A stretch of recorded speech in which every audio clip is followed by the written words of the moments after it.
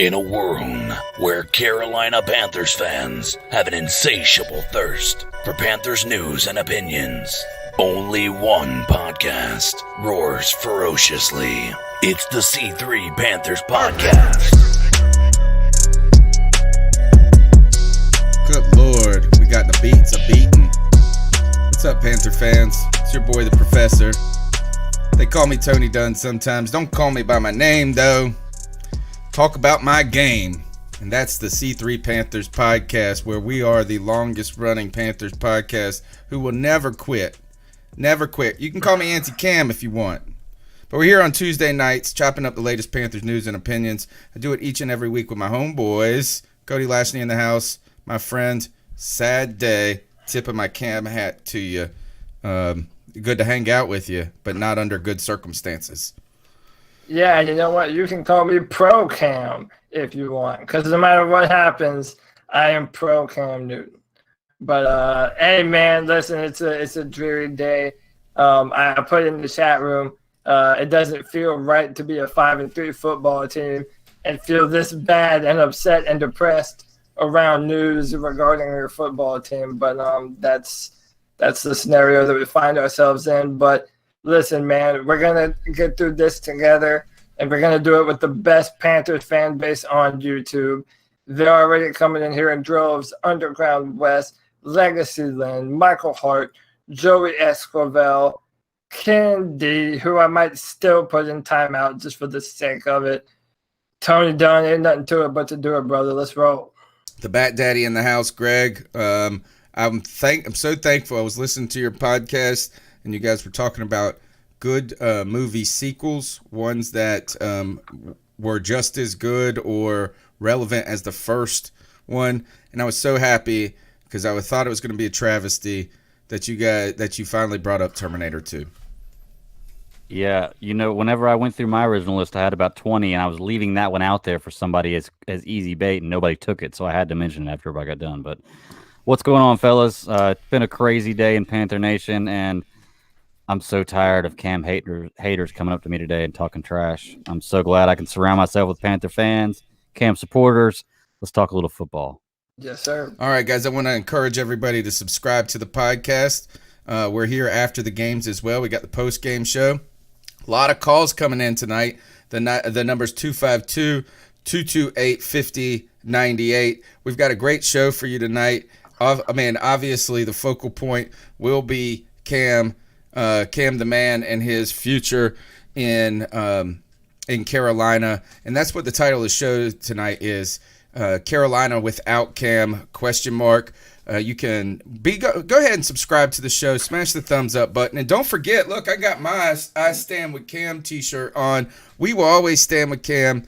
I want you, and there's a few for sale. There's a limited amount still on the website. You can find the link in the show notes. And don't forget to call into the Cat Calls line. The number's 252-228-5098. We've also got a game to look forward to. The Carolina Panthers go to Green Bay to face Aaron Rodgers, who they suffered their first loss. And we've got the guys from the First and Goal podcast, Dave and Jay, coming on at a half past the hour to interrupt our sorrows and start talking about what we do have to focus on, the game coming up. Let's go ahead and get into it, guys. Let's do a couple of minutes about Cam. Your thoughts on the news today. Cam Newton is placed on injured reserve by the Carolina Panthers. And, it's something that we saw that could potentially be coming. But we have not known whether or not Cam would return this year. And this seals his fate that he would not return this year. Marty Hurney said this, quote, for the past 7 weeks, Cam has diligently followed a program of rest and rehab and is still experiencing pain in his foot. He saw 2 foot specialists last week who agreed that he should continue the path prescribed by the team's medical staff and that it will likely take significant time for the injury to fully heal. We have said all along that it's impossible to put a timetable on this injury Nobody's more frustrated with that fact than Cam. He's one of the fiercest competitors I've been around during my 20-plus years in the league. At this time, we decided that the best decision to reach the goal of bringing the foot back to 100% is to place Cam Newton on injured reserve. So let's talk in the short term, guys.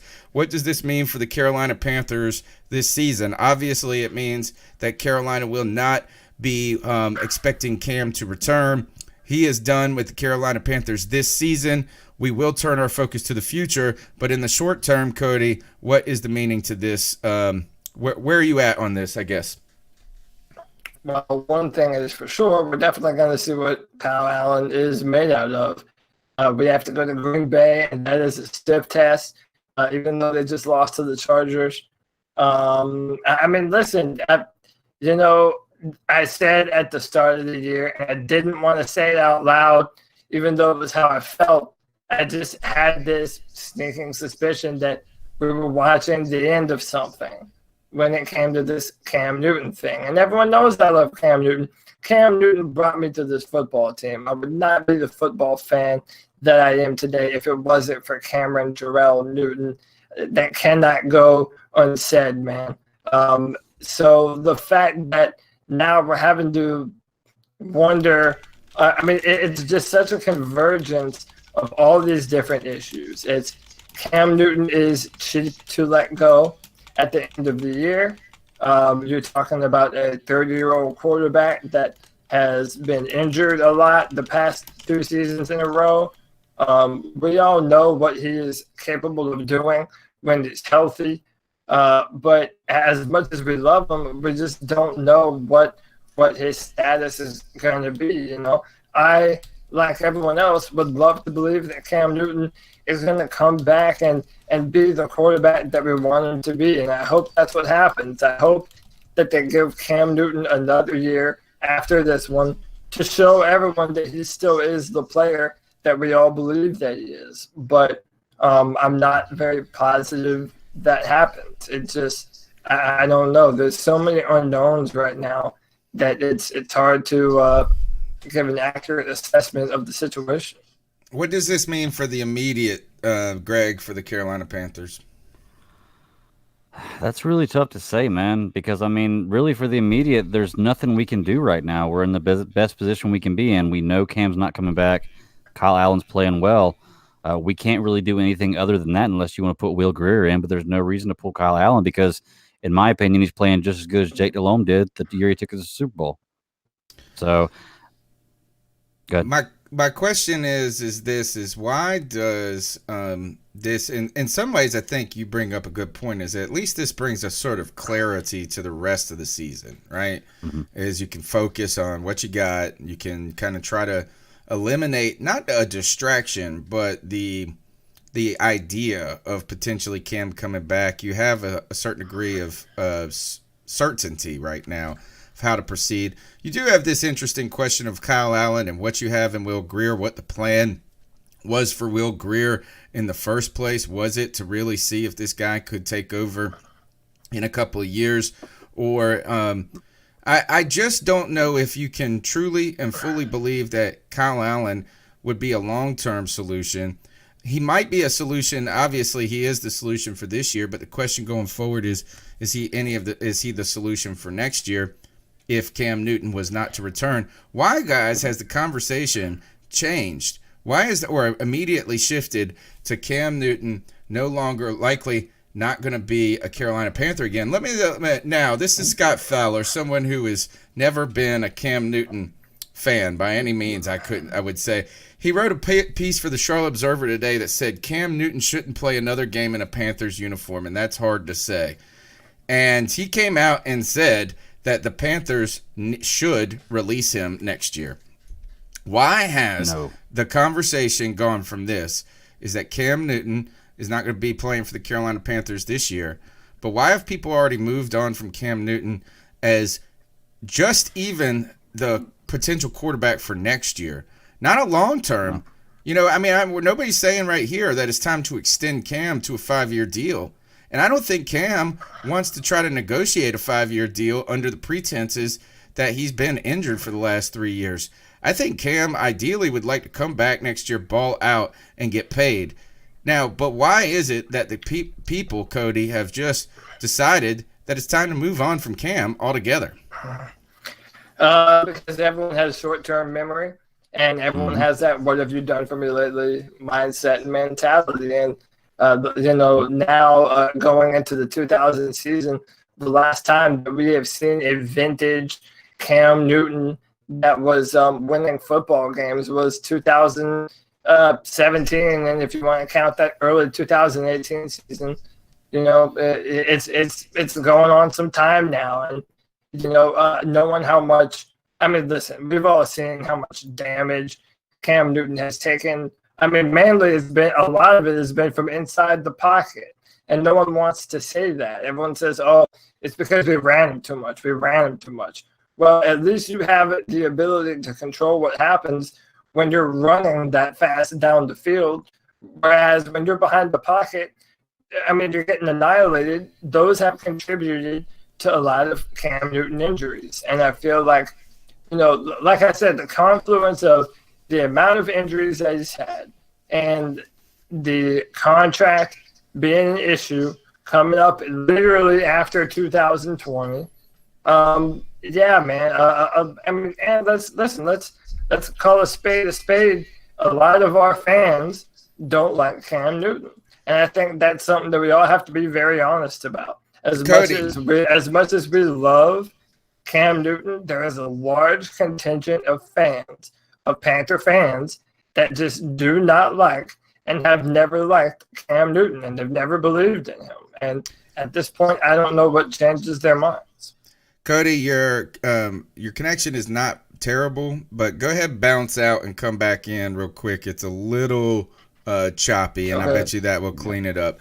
Greg, now Cody does bring up this fact, is that many people just didn't like Cam Newton. I've said this before. Look, Cam Newton obviously is some sort of polarizing figure. Why he is that, I have not necessarily understood. But, there are people who spark a certain feeling in people. You become, like me, infatuated in love with Cam Newton. Others who are the opposite. You saw this, President Obama sparked this kind of polarization. Donald Trump obviously sparks this polarization. I don't understand exactly what Cam Newton has done to deserve that polarization, but it does exist. Why is it that people, have you ever, and I've said this many times, have you ever heard of a football team where the fans did not like their best player in team history? I'm back, and no. And now Greg's kind of choppy now. Am I? Yep. You leave and come back. Everybody's leaving and coming back. Cody, why in the world would people... This is the one thing, is that even if you are ready, or if you believe... How about this? The real question is this, is that should Carolina should they part ways with Cam Newton in desiring a new future, right? A new future era? I think that's a legitimate and very tough question to ask and to answer. But the idea that people act like he wasn't a good player for Carolina, and that wasn't even, and it's been years and years since we've seen a Cam Newton who was contributing to this team, just completely befuddles me. Today, before we're going on in the show, on Twitter, people are sending me crap about this. One guy is comparing, he sends me a screenshot of Andy Dalton's statistics compared to Cam Newton. And like, is so that stupid. Like, as you found a quarterback who has a similar completion percentage? I think they actually have similar win records in the regular seasons. I'm not entirely sure, which is strange to me. I don't know how that's even possible. Go back and look at that. Dalton has never won a playoff game. Right, so exactly. But that. Who in the world, in what world or what universe where the Bengal, if you asked any Bengal fan, if you could have had Cam Newton for the last 8 years, would you have rather had him than Andy Dalton? In what planet and universe would they say no, that they wouldn't want that? So why are we on this weird planet and universe where Carolina fans act like Cam wasn't the heart and soul of this team for the last decade? Well, so you can take his detractors and divide them up. So then there are the racist dirtbags that don't like him because he's a flamboyant black man. That's one of them. Number two is they look at the talking heads and what they say, the Colin Cowherds of the world, the Stephen A. Smith, and they look at the numbers of passer rating and all these other stats and minutiae, and they hold that against Cam Newton.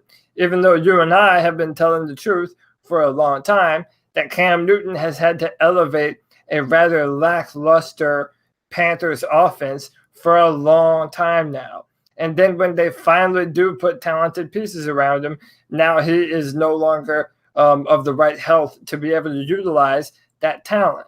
So it's a little bit of everything, man. People, they confuse the forest for the trees, and they don't see Cam Newton for what he has had to do here in Carolina, rather than just judging him based off of stats alone, which is unfair to him to do. I think that there is some real. First of all, I've said that there is some real credence to the racial bias of black quarterbacks, right? And while every year that wanes, because of people like Cam Newton, because of people like Deshaun Watson, it still exists. It exists indirectly or subtly, lying underneath when you hear guys that he's a great athlete, that he's a great running quarterback. But then you have people say his frivolous, like we were talking on the internet, the frivolousness style, right? And I do think now what I think you're seeing is really, and people don't know that these beliefs exist in them. They don't recognize it. And I'm not saying that I'm perfectly objective in life about all complex social issues, but I think you're right. It has something to do about Cam Newton's confidence, is that like he's not deferring still enough for them. And it's that the idea is something maybe threatening to some people. Hey, before we go on to the cat calls line, I want to remind everybody this. If you're trying to head to the game in Green Bay, or you're like CK and I are going to go to the next home game versus the Seattle Seahawks, a lot on the line for both teams in that game, and you want to get a ticket and a seat you like for a price you like, go to Vivid Seats. The Vivid Seats app, you can download it. It's super simple to operate and to find any event, not just football events, and get a ticket there. They have a rewards program, the Vivid Seats rewards program, that rewards you for credit. You get credit back for purchases, as well as if you use the overtime promo code. That is the overtime promo code. You'll get a $100 discount on your first, up to $100 discount on your first ticket price purchase. Don't forget, go to the Vivid Seats, vividseats.com, download the Vivid Seats app, and use the promo code OVERTIME. That's promo code OVERTIME. And I want to keep, I was going to make a joke about another commercial I hear all the time, but that's all I got. CK in the house. Hey, CK, what's up? We're going to the game. We're going to that Seahawks game. We're excited about that, but what we are not excited about by the news of Cam Newton. Real quick, your initial thoughts on the Cam Newton situation and news today before we go to the cat calls. Obviously, it's disheartening. One of the parts that I think is interesting, if you follow the Riot Report, Josh Klein just wrote an article about how it made no sense to put Cam Newton on IR. Made a lot of really good points, like, hey, listen, if you are planning on there is no harm in keeping Cam Newton on the roster. Let's say that something happens to Kyle Allen. Well, now you have Will Greer, and most likely they're going to probably re-sign Taylor Heineke with this news as the buzz about the reporters on the Athletic and on the Riot Report. But you don't want to leave shut this door completely. And it was just a really big surprise to me after reading that, after hearing what Ron had to say about Cam Newton, saying, you didn't hear that from us. I don't know who's telling you guys that, and then all of a sudden next day comes back and does this. It's just a really interesting turn of events, obviously, and we knew it was a possibility, but I think there's a lot of people who are avid Cam Newton supporters who are in a bit of a denial, and maybe were for a while, about what we were going to be dealing with. And we're here and we're living it. Why did they put him on IR if it doesn't make sense? Honestly, it's the thing that I fear. And I think a good point is I think the organization loves Cam Newton, but I also realize that if he came back and he just did not do well, they're not going to get value for him as a trade. He's not going to be able to sign a lucrative contract in the offseason if it's cut. I mean, there's so many different things that, if you want to think about from the organization, not only just the business, being that they care about Cam Newton. Honestly, I think they truly believe they're doing what's best for him rather than throwing him to the Wolves in the playoffs when he hasn't had a chance to even play anybody of a lesser caliber while healthy. Do you think he asked to go on IR? See, the problem is that that's the fear I have. They said that it was a discussion that he had with his family and his advisors in Atlanta. You start to think, okay, if this was a decision that he made, what's going through his mind? Does he think he's going to be back this year? And have they been honest about the future with him? And if that's why he believes that this is the avenue he had to take?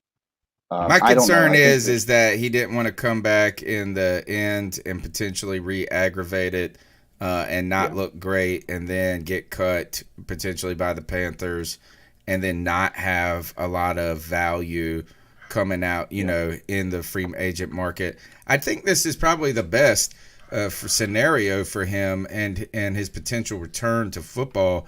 I think the real question continues to linger. Will he have surgery, right? And if he has surgery, I think the timeline is getting too tight. It's getting really tight, in fact, to come back next year.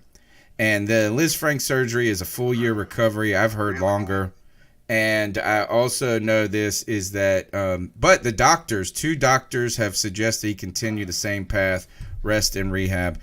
We'll continue to get into this. We got some guests coming in. I do want to remind everybody you can be a part of the show by calling into the Cat Calls line. The number is 252-228-5098. Let's get into calls and see what the fans got to say. I'm sure they will lead this conversation where we need to go.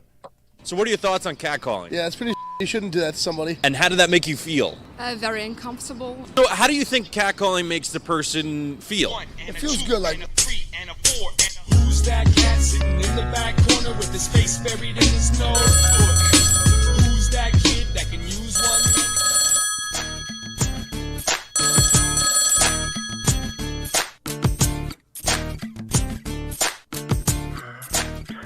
What up, T3? This is Ryan from Tucson, Arizona. My mind is blown because I never thought I would come to a day where I agreed with something that D'Angelo Williams said and disagreed with something that Steve Smith said. Absolutely crazy. Steve Smith first threw some shade on Cam Newton by stating to, I think, Deion Sanders or somebody that in an interview saying the playbook has opened up more with Kyle Allen, failing to acknowledge the fact that a playbook would become smaller for any quarterback who can't throw the football more than 10 yards. That's one. And two, criticizing the receivers who, week in and week out since Kyle Allen has been playing, has bailed Kyle Allen out of some really bad throws. Yes. Okay, Jacksonville's one instance where he threw the ball to DJ Moore, and DJ Moore had Boye, who's an elite corner in the league, all over him. Somehow DJ Moore jumped up in the air to catch the ball over Boye's head and come down with it for a 51-yard reception. Even in the 49ers game, even though we got our butt whooped, Samuel had beat the coverage deep in the end zone, and Kyle Allen simply just missed the throw. And he had a couple of those in that game where Samuel beat the coverage and he just missed the throw wide. Same thing happened in Tennessee. Curtis Samuel made a great catch in the end zone for his touchdown for a ball that was kind of floated up there. Also, to go with the fact that the spectacular sideline catch that DJ Moore has made, and these guys are consistently making sprinkles of plays in every single game, bailing Kyle Allen out with off-target throws. One of them, the big one to me, was the possible 80-yard bomb that he could have had to Curtis Samuel when he was even with the safety and he beat his coverage on the corner. And instead of it being an 80-yard touchdown, it wound up being like a 32-yard reception because Curtis Samuel was running back to the ball to catch it. So to Steve Smith, I gotta say ISO, man. I'm losing some respect for you, bro. The only thing you were ever good at was playing football on the field. You were never really a good team player. First couple of years in the league, you broke one of your teammates' jaws, and you broke Tim Lucas's nose.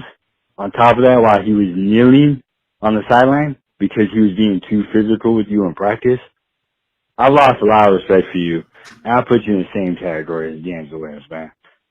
So Panther fans might be salty about that, but best receiver in Panthers history, in my opinion, and just my opinion, you don't have to take it, is Musa Muhammad. Class act, great receiver, great teammate. Something Steve Smith wasn't. He was spectacular on the field, Hall of Fame receiver, but outside the chalk lines, he's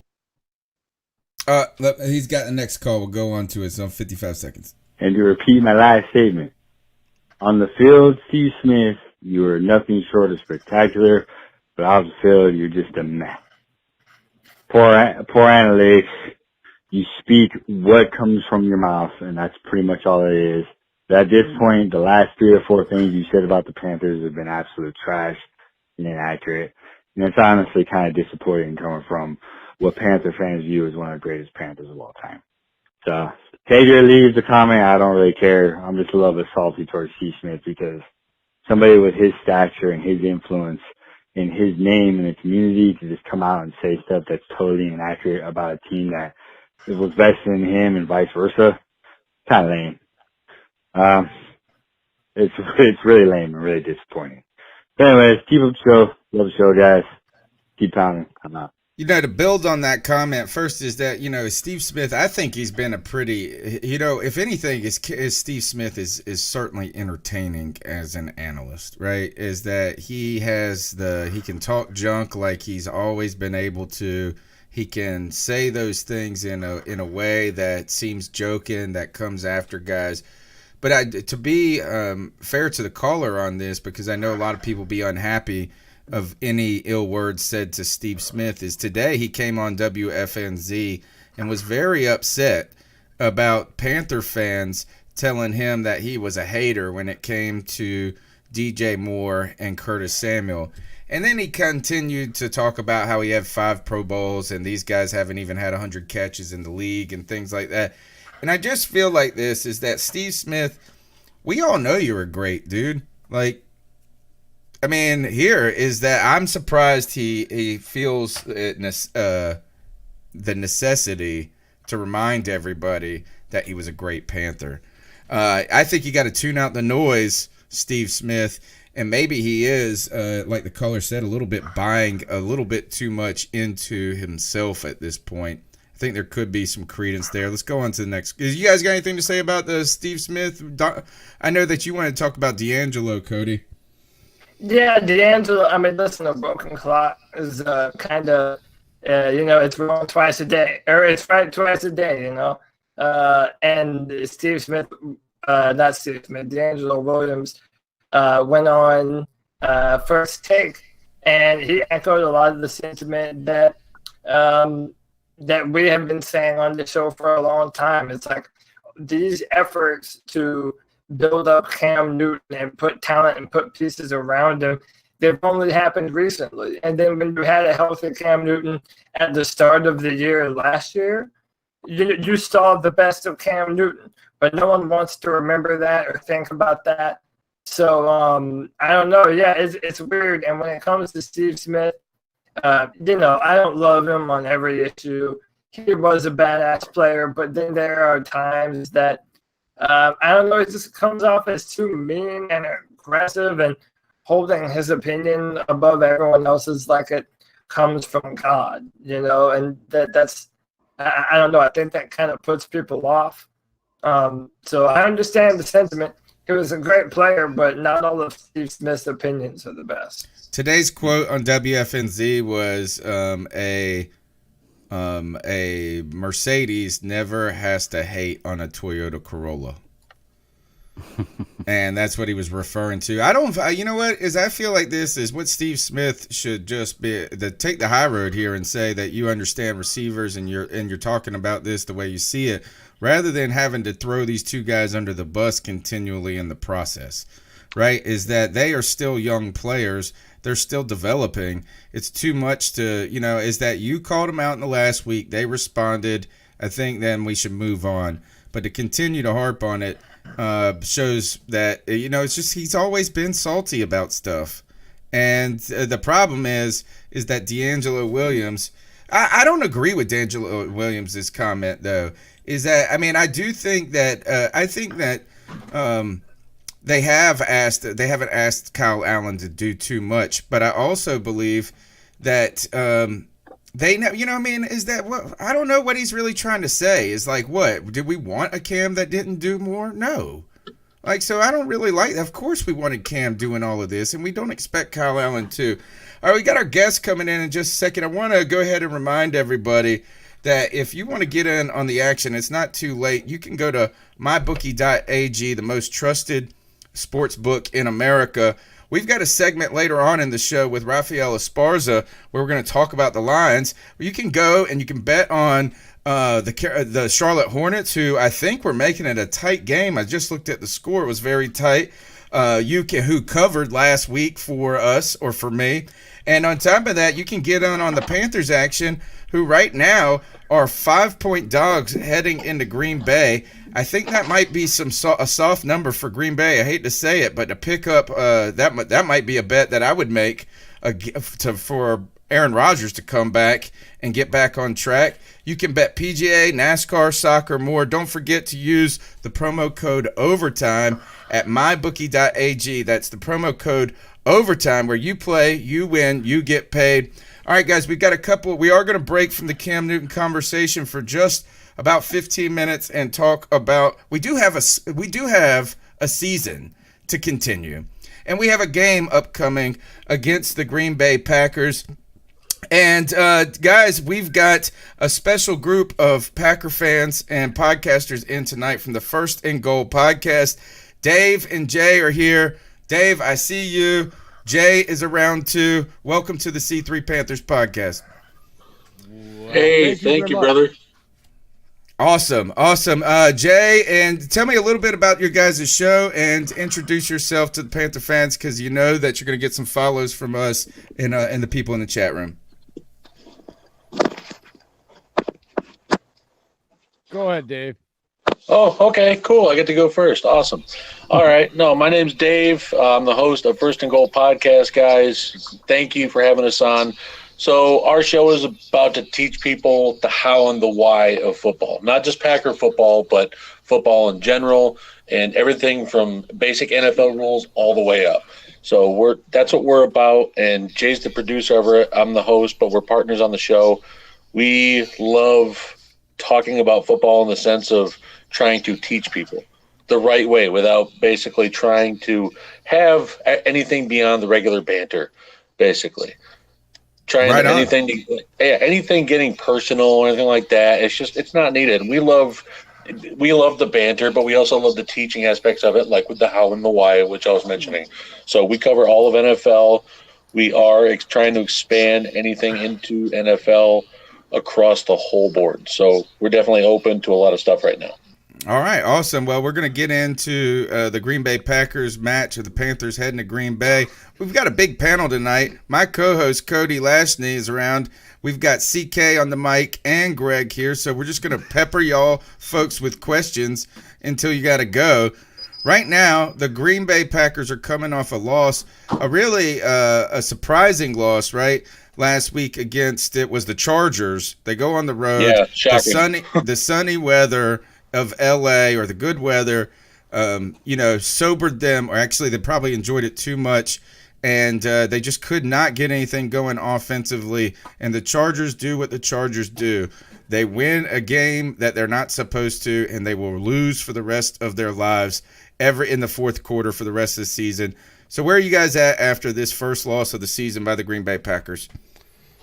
Second loss. Yeah, I'm going to let you have this one, brother. Is it the second? Yep, we are now 7-2. Okay, thank you, Greg. 4-1 out of our last 5. But I will say this: in the preseason, I predicted this. All the other Packer coverage people out there, everybody else had us a slow start and then finishing strong, somewhere like that. I looked at the trends of the Sean McVay in his first year, the Kyle Shanahan in his first year, and several other, Doug Peterson, Rick out there in Indianapolis. They have a common trend to come in and kind of light the world on fire with their offense, but they never had a quarterback as prominent and as consistent as Aaron Rodgers. And so I really thought they were going to start out. Now I had them losing back-to-back games in Kansas City and to the Chargers. I had them going 11-5. I've got them now going 12-4 because I was not expecting, obviously, Patrick Mahomes to go down and them to beat Kansas City. The Chargers game didn't surprise me. And on our matchup show last week, I basically picked the Chargers to win, and I said Devontae Adams coming back could not be any worse at a time for this team, because I felt like, and I compared it to like the Lakers finishing the final 6 weeks of the season without LeBron James, making it to the playoffs when they had to win a lot of games, and then him coming and get back for playoff game 1, and the whole thing kind of falling apart because instead of him just reintegrating himself slowly, they force it back on the superstar. We saw that with the Packers. Exactly what I thought. First 3 plays, shotgun to Devontae Adams. They punted. He was the most targeted wide receiver. They didn't target, and their running backs, who are averaging over 20 targets or 20 touches per game between the two of them. They were completely discombobulated because their superstar wide receiver came back, and their defense has been porous because that defensive line is not doing their job. So this one did not surprise me. I was mad as a fan watching it. Don't get me wrong. Stop taking notes. But at the end of the day, I kind of saw this one coming in, so it doesn't worry me at all. Every good team seems to have a stinker or two. Look at what happened to the Patriots this week. Hey, fellas, this is Koji here. I want to thank you both for coming on the show today. And first, I want to touch on a little bit of what Dave said to start out. I echo the same sentiments. I love the X's and O's of football. I'm a real football nerd. So anytime you can find people that are putting out content that are trying to help you learn about the sport that we love so much, I'd love to support that and shout that out. So I'm glad that you guys are doing that. But my question as a Panther fan to either one of you, whoever wants to field this question, the Carolina Panthers have a pretty good running back. I don't know if you've heard of him. His name is Christian McCaffrey. Maybe you've heard a time or two. I don't know. Maybe a time or two. But it appears as though, at least on the surface, that if you're going to be competitive against the Green Bay Packers, you're going to run the football. You're going to keep the ball out of Aaron Rodgers' hands. How worried are either of you that the formula to beating Green Bay has kind of been put out there, and now in the back half of your schedule, there are teams that are uniquely equipped to exploit that deficit in your game plan? Go ahead on this one, Dave. Well, you know what? The plan is out there for beating us on the run defense. But we were also lacking some depth there, and we were switching some stuff around with Mike Pettin. He was adding in some different elements, and unfortunately it hasn't worked out. So the blueprint is there for that. I'll definitely agree the run defense needs support. There's some guys that, like I said, Pettin has put in that need to come out. But there is a guy that just came off with a pup today, Ibrahim Campbell, that really did well for us last season. He tore his ACL, played well in Pettin's season, his system, even when he was in Cleveland. So he's been there in Pettin's system, and I think he's going to make a difference, not to stop Christian McCaffrey, but to hold him. We know Christian McCaffrey is going to go off. I have no problem admitting that. One way or another, he's going to rush the ball. He's going to catch the ball, touchdowns. I just feel that if you limit Christian McCaffrey enough and try to put the ball in Kyle Allen's hands, I feel like we definitely have a chance of winning. I just feel that there's no stopping Christian McCaffrey. That's what it is. Unless you're San Francisco. Yeah. Or Tampa. Yeah. Stop him. Tampa's the only team to stop him. Yeah. He still had 2 TDs, man. That's what I'm saying. He still found a way to still make an effect in the game. Like, okay, he only rushed for 50 yards. He still had 2 TDs. That's 14 points he still put on the board there. So he will affect the game one way or another in any standpoint. There's no stopping Christian McCaffrey. It's more the bend You don't can't break stop model him. against You them. can only hope to Yeah. contain him. Yeah, we have the utmost respect for Run CMC guys. Oh, guys, we a few years ago, we were hoping like hell the draft pundits were correct and he would slip somewhere in the 20s, because can you imagine CMC and Aaron Rodgers? I mean, Don't want to try to imagine that. Like the league got lucky that y'all decided to be smart and just overdraft him, even though running backs are not drafted that high. I'm still trying to imagine Cam Newton in CMC, let alone freaking Aaron Rodgers in CMC. Go ahead, Greg. Hey, what's going on, fellas? Greg. Hey, what's going on, bud? Nice to meet you, man. So I got a question that's going to be more of an opinion-based type thing, and I kind of want to get a point of view of some Packers fans rather than just hearing it from everybody else that aren't Packers fans. I personally think Aaron Rodgers is one of the best throwers of the football I've ever seen. I'm not trying to deny that. He's a great quarterback. But there is the stigma around the league that he's the NFL golden boy and that he gets a lot of calls his way. And I can honestly say I see a lot of times calls that maybe he gets a hit or a pass interference, something like that, that another quarterback might not get. For being Packers fans, do you guys recognize or acknowledge that at all? Or do you think that's just a bunch of hubbub from people who are upset that he beat the crap out of I'm everybody? going to jump this one right away. Go ahead, Jay. I know you're waiting to. Look, to the Saints fans out there, y'all need to shut up. 2009, I agree with you on that. 51-49. That's what ends a game on a blown non-call. Blatant face mask return for a touchdown in overtime ends the game. That's how a missed call ends a game. Last week, one of those sacks, he was face mask first. No flag. Ref standing right there. I see Aaron, and Aaron has come out and said, he said this last year at the beginning of the year.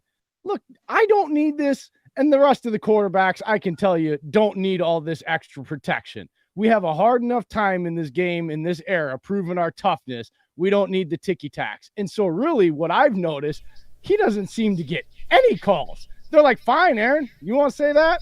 We're not.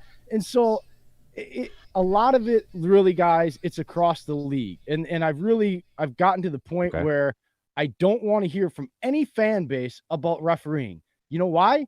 Because this is year 3 of the most terrible professional sports refereeing in any era. There are 3 crews in the NFL that are good. The rest of them are crap. Every fan base on our show, when we do our matchup, seems to tell us the same thing. And so I've just got this consensus. Refs seem to be 85% of the stories talked about at the end of every game in the last 3 years. So it's just crap, guys. Like, I think every fan base wants to point the finger at Tom Brady or Aaron Rodgers or whoever quarterback they happen not to like or team and say they're getting calls against them. Let's just all be honest, folks out there. The referees suck all but 3 crews. You know those 3 head referees. You're glad when your team has those 3 crews. The rest of them, it's like two-faced, man. It's a flip of a coin, whether you're getting good or bad calls. And you don't know from call to call, from play to play. Like, I mean, it's even one-sided from game to game just on holding calls. There's holding on every play, and yet it seems to be one-sided for one team every game. I'm just tired of hearing referees, period, because they're terrible. Let's turn our attention to Green Bay in the recent, this season. The storyline going into the season was with, and I always get his name, it's LaFleur that's in Green Bay, right? Yes, sir.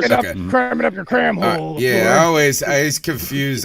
First, I'm terrible with names, but so the whole, I guess the narrative coming into the season was that Aaron Rodgers essentially got Mike McCarthy fired, or at least, I just feel like it was time. The time was there maybe, but LaFleur and Aaron Rodgers were supposedly at odds over his freedom to audible and how LaFleur's offense was going to look. First, tell me, how has that relationship developed? And also, why did you bring in an offensive head coach when you have Aaron Rodgers? It seems to me like he fits with a team that was as much like the Carolina Panthers. You have Ron Rivera, and then you let him do his thing. How's that relationship developed this season? I guess winning usually makes people on pretty good terms. Go ahead. So, Dave. one, I'm going to start off with your first question: LaFleur and Rodgers' relationship. It got so blown out of proportion because they took little jabs at each other in the beginning, training camp, preseason, and it wasn't really jabs; it was more playful stuff. And like Coherd and Skip just ran with it and ruined it. Yeah, they're jerks. They ruin everything in the world. Yeah, and that's the thing. The media just ran with it. So the narrative now, like Roger just had an interview today, and he said Matt is so driven on what he wants to do and how to win the game, and it's great to see the competitiveness in a coach that we have here now. So he took a shot at McCarthy, basically letting him know that, hey, we're glad we got someone in there, and two, what Rodgers wanted in an offensive head coach. He's the one who asked for it. He's the one who was in on the conference calls when they were going through candidates. But Dave, I want to jump in here because it wasn't just Rodgers. No, I know. David Bakhtiari, Randall Cobb, Devontae Adams, Aaron Jones, several offensive players after the LA game were taught. Mark Murphy came down, and Mark Murphy had come out and said this, and it was just laid over. They said they wanted that type of offense. They were tired of everything being put on beat your guy when the whole rest of the league was not doing beat your guy. It was let's do what we can, which is, I know you're going to hate to say it, but it's just for the easiest way to explain it. It's the true Patriot way. It's the true Patriot way. Put your guys in the best positions to win. And if they can't do a job, you pull them out and you put in another guy, and nobody cares because it's all about winning. And that's what they wanted. And so that's what they got. Now I'll let Dave go back to why they went and kept the staff they kept, because there is a very good reason for that. And it goes all the way back to him being the best coach from Cleveland back in the day too. Yeah, I'm going to go ahead and piggyback off that. So Pettin, when he was the head coach, he had a very good defensive scheme there. He went, I believe, 6-2, 7-2 with Brian Hoyer as his QB. His defense was rolling. Then, boom, QB tears his ACL. And then the rest kind of went downhill after that because he was trying to make do with patch-up quarterbacks. Then the next year, I believe he had Johnny Manziel forced in his lap. He didn't want. So then he got fired. He took a couple of years as defensive coordinator in Buffalo and New York. Went ahead and took a sabbatical after that. And all those defenses in New York and Buffalo were top 10. Here, he's basically still trying to not install his system, but he's trying to find the right guys to fit his system because it's like he has a little bit of Ted Thompson's leftovers on this. He still has a little bit of guys in there that's sprinkled in. He's trying to weed out. And, I mean, you look at it, he's brought in 2 new pass rushers this year with Gutekunst giving him that, and they have 16.5 sacks. Their corners in King and Jair seem to be doing really well. It's just – like I said, there's a couple guys on the defense that might weed their way out through the season because of their play. Particularly number 95, Billy Bob Lancaster, number 51, Kyler Fackrell, and number 25, Will Redmond. If they were on the Patriots, they would have been cut 5 weeks ago and still on the street today. May I ask, is there a slight inferiority complex here with the Patriots, guys?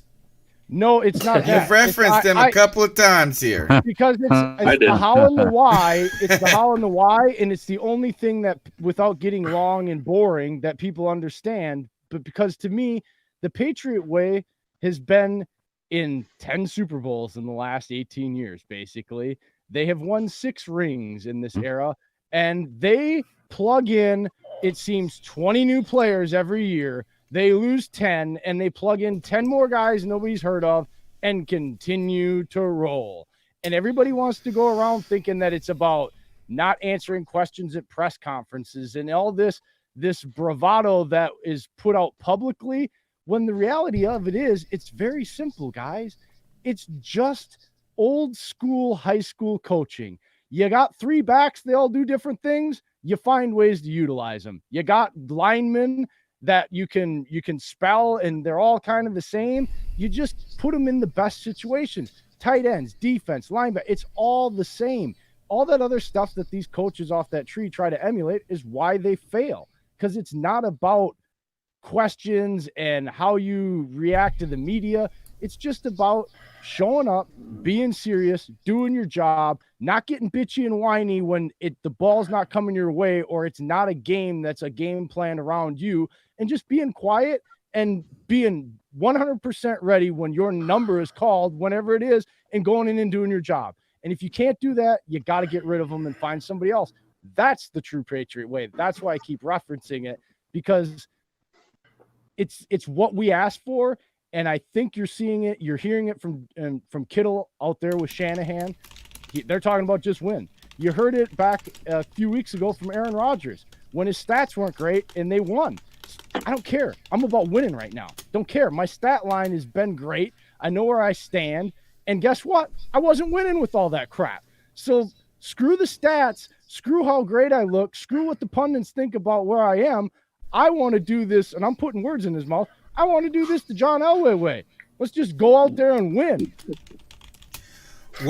Tell me this, Dave. How are you guys winning? 7-2. I feel like you guys you come out of the gate hot. You're playing well. The defense, like you said, Mike Pettin has been really impressive defensively, putting together a lot with maybe some names that we're just not as familiar with. Newer names. It's kind of a new look on defense. Maybe not new. I don't know if it's a new scheme, but it's certainly, it's just like new people, new faces. It seems young and fresh, but you guys are in maybe arguably the toughest division in football right now, or the second maybe. The NFC North is really a powerhouse to me. The Lions, while people dog on them for being the Lions, are much better than people give them credit for. The Minnesota Vikings have a nice road to the playoffs on the back end of their schedule. And the Green Bay Packers have really stunned us with their success. How are you guys? What's the how and why behind your winning? So the winning, it's been done in almost every single way manageable. The first 3 or 4 games you've had straight up defense. Like defense, it's something that we haven't heard in over a decade in Green Bay. Defense won us the game because Dom Capers was a leaky defense that was in Jay's words, it's a turnstile with Don Capers' old defense. So Pettin's defense, if you put pressure on the quarterback, the turnovers will come. The pressure will come on the QB, and eventually it's going to catch up to him. And that's the way our season started off. And then our offensive install finally finished around week 4, week 5. So it kind of took the pressure off the defense. So it's winning every which way. We've won on rushing offense, like in Dallas. Aaron Jones had 4 touchdowns. And then you go and look in the Raiders game. Aaron Rodgers had 6 touchdowns. It's just the fact of every which way possible we're winning. And we're winning ugly games. We're winning the fact it's big blowouts. It's showing that we can win. On the road, we're 3-1 this year. That's the biggest thing. We were 1-7 on the road last year. If you can win on the road in the NFL, you can go through the playoffs. So that's my biggest thing is we're winning any way possible. The LA game, I'm taking it the Tony said. I'm just going to take it in the trash, the game plan, and just throw it away.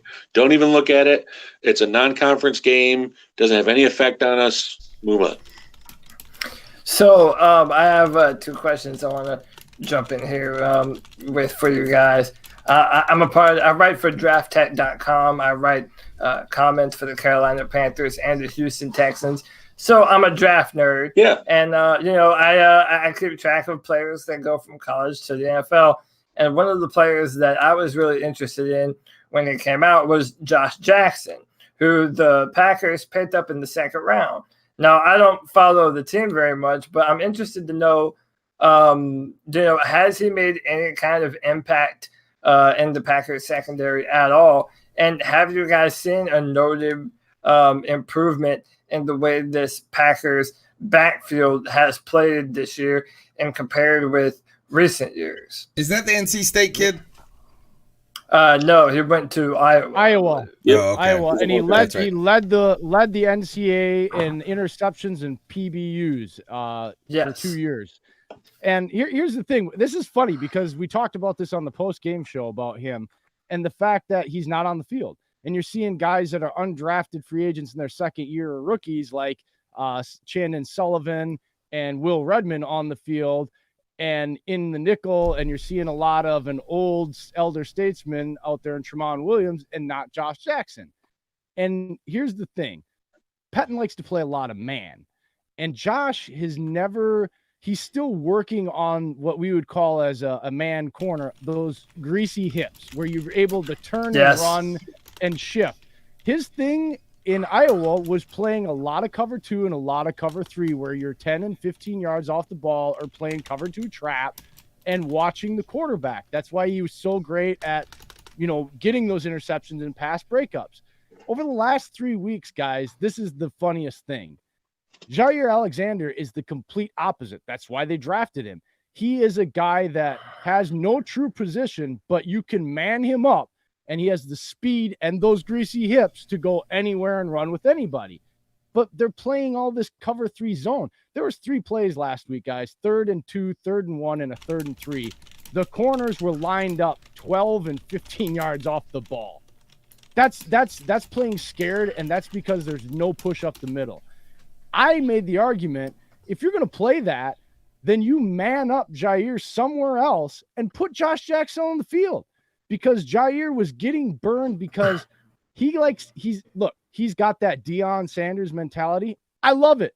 But when he gets to over peacocking, he stops paying attention to the little things that make him good. And those things that you have to really pay attention in zone, he's not real good at. Those are Josh Jackson things. So he hasn't made an impact on this defense. He hasn't been on the field a lot, but I would argue that it's the coaching staff's fault, because he does have a place, if you're going to play certain coverages, that he can come in and make an impact, and they're choosing not to put him out there to see if he can do it.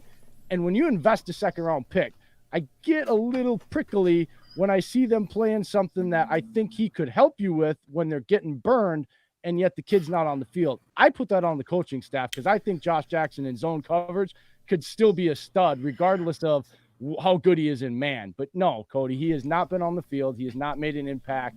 And for a 2nd round pick, something is going on, and a lot of it has to do, to me, about the coaching staff, because the kid can come in and play zone coverage. And if you're worried about man coverage, you ain't been playing that. So yeah. All right, I know you guys got a show to get to. Just quick, are there any injuries? You said one guy's coming back that could help this run defense. Tell us about the health status right now. We're dealing with some important injury questions about the future of our organization. Where are you guys at, 9 weeks into the season? Surprisingly, we only had one person as a healthy scratch last week, and that was our 3rd-string tight end, Robert Gagnon. We had no major injuries in the Los Angeles game. So we're looking actually fairly healthy. LaFleur likes to go ahead and give light practice on Wednesdays, or the 3rd day before any game. He likes to give that light workout without no pads, no helmets, let the guys rest up. And then Thursday, he hops right into full pads. Friday, same thing. And then Saturday, it's another light walkthrough. He doesn't like to wear out his guys. So, it's paying dividends, because usually with McCarthy, by, week 8, week 9, we have 10 on IR, and we've got 10 on the injury report weekly. So, LaFleur is really taking care of his team. LaFleur sacrificed himself. He was the sacrifice for this season to the injury gods when he injured his knee. Achilles. Yeah. I love it. I even said that. I said, there, he did it. I think he did it on purpose. I will give you this little nugget to run with that isn't confirmed, but it's my suspicion. Oh, God. Kenny Clark, something's wrong with him. Okay. Yeah. This kid is 23 years old and literally was on a rocket ship projection of being like a multiple all-pro at his position in the future, and started off the first 3 weeks of the season on that same trajectory. And all of a sudden, that push that's not coming up the middle is because Kenny Clark, that's his spot.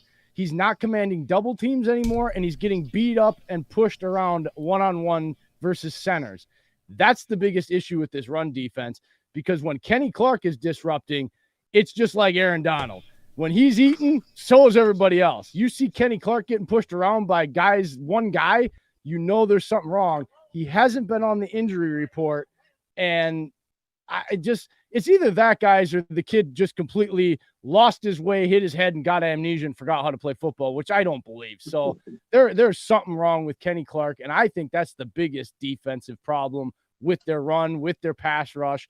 Everything, I think, was built around that kid being a stud, and it started off strong, and something's happened to him, and he's fell off, and you can really see the difference in the defense. All right, I know you guys versus you guys.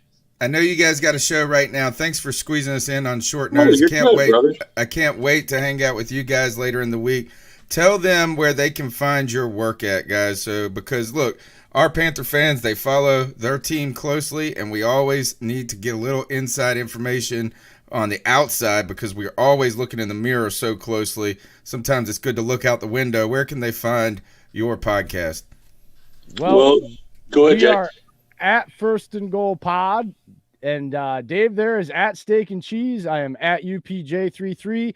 And guys, we'd love any of you fans out there. You want to get your questions and comments, email us firstandgoalpodcast@yahoo.com. We'll answer them on air live. And we are going to answer them on air live. So you definitely want to get your questions or comments in there. It doesn't matter what team you want to talk about. We will stop. We will try to give you the best answers we can. So email us firstandgoalpodcast@yahoo.com. All right, fantastic, man. It was great hanging out with you guys. I'll catch up with you later in the week. We're going to move on. You guys have a good show. All right, guys, let's get back into... Thanks, guys. Nice meeting you, fellas. Have a good one. Good luck. All right, I hope we kick their ass, though. Go, Pack, go. All right, so, guys, look, the story of the night continues to be, though, is that while we try to look ahead at Green Bay, I couldn't even think about it. The whole time these people were talking, I'm sitting here thinking about Cam Newton. And I do want to point out this is for the people who continue to just trash talk Cam Newton. The guys aren't going to be able to see this on the show, but Cam Newton put up a heck of an Instagram post earlier today, and I'm putting it, is that some people said, basically he said, he did take a little dig, though. I can't find it. Where did it go? Is that he said something to the effect, I'm going to get better. I'm going to work hard. I'm going to be cheering for you guys all the way. He said, I'm going to get healthy. And but he also said, I'm going to get more accurate. And they put the little winky face emoji. So, yeah, that's a little wink, wink, nudge, nudge, I feel. Yeah, is that I hope that Cam Newton, what I just truly hope is that Cam Newton is able to filter that noise out from from the people who are acting like he's a piece of trash or a piece of litter or a headache to this team. I hope that he can look past that and look to people on the C3 Panthers podcast. Open invitation forever, Cam Newton, on the C3 Panthers podcast. Also, you can be a part of that show by calling in at 252-228-5098. Let's continue with the cat calls and see where they take us, Cody. And last phone call. Sorry, last phone call. I agree with D'Angelo Williams because I think he was on the first ESPN's first take with Stephen A. and the other freaking guy, I forget his name, Max Kellerman. There you go, Max Kellerman. He was frustrated and upset with Ron Rivera and the coaching staff for how they've mishandled Cam Newton, and I agree with that 100%. Because they've put so much emphasis when he was drafted in 2011. He was mainly they asked him to do freaking everything, dude.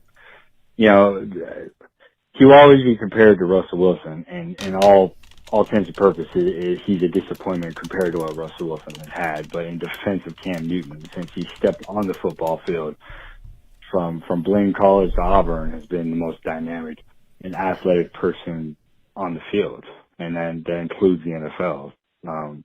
First 8 years in the league, the guy has thrived on just physical talent alone, with not much of a great supporting cast from offensive standpoint as well as a schematical standpoint from the coaching staff.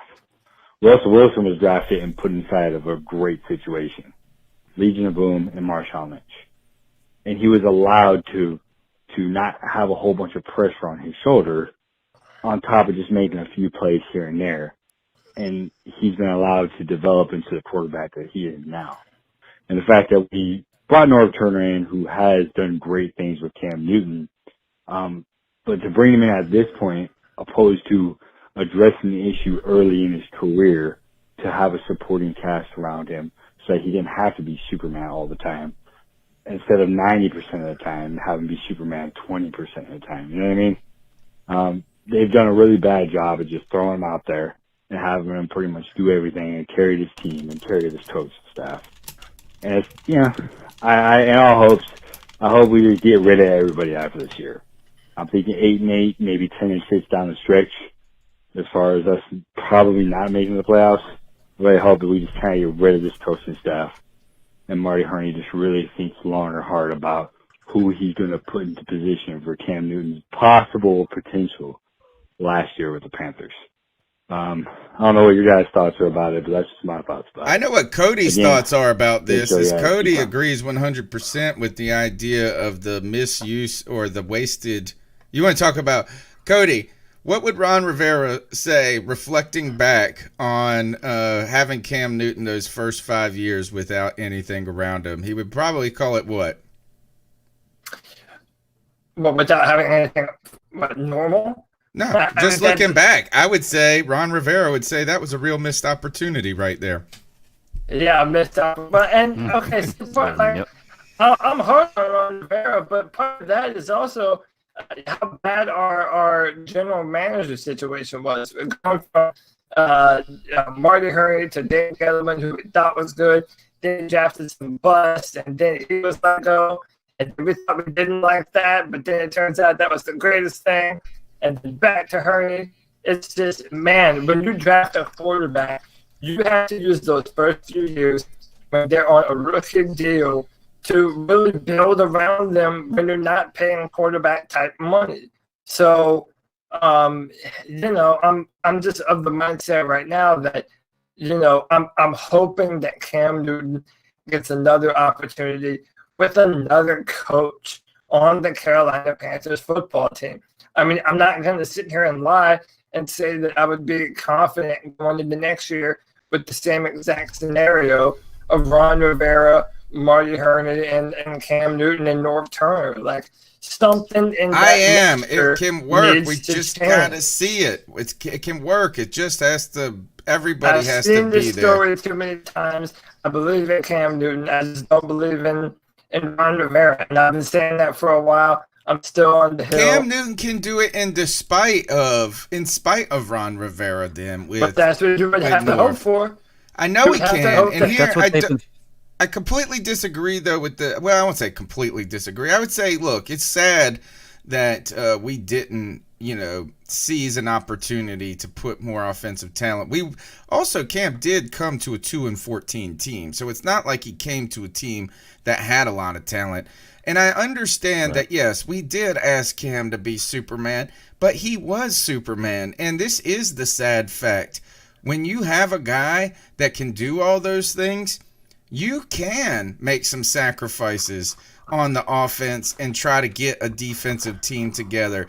Cam Newton was able to survive behind an offensive line that has stunk for all of eternity. No one else would have been able to do that. So I think it's a kind of it's kind of a catch-22 when you have a guy like Cam, is that because he's Cam, you don't have to do all the crazy stuff. Or you don't have to pad and do this. Now, if we look back in retrospect and say we wish we would have had a more offensively driven GM who made better decisions, that could have been the real deal. I think there are some legitimate things there. I do go back to some point that you brought up before the call, Cody, in the response to his first call, and that is that we kind of have put him in a place to get hurt. He's just taken too much of a beating. I agree with you 100%. Is that he's never taken a beating when he's run the ball. He's always taken a beating when he's tried to pass the ball in the pocket. So I don't really like that idea that there's so many miles on his tires that's why he's having problems. No, the only time he's ever gotten hurt running was when he showboated into the end zone in that Falcons game in 2016, and they head clocked him. It gave him a concussion. Well, Tony, real quick, to kind of piggyback on what you were saying, there were two things you just said just now that stood out to me really well. One was kind of Freudian slip, I think, when you were talking about Cam Newton was good enough to do this in spite of, and it's kind of the same comment.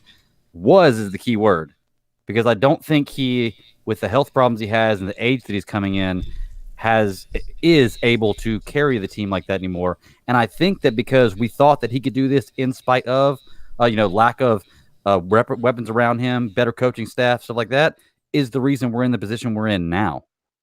And there's still a real argument, though, to be fair to like the opposite side of my position. And Cody's got such a legitimate point here.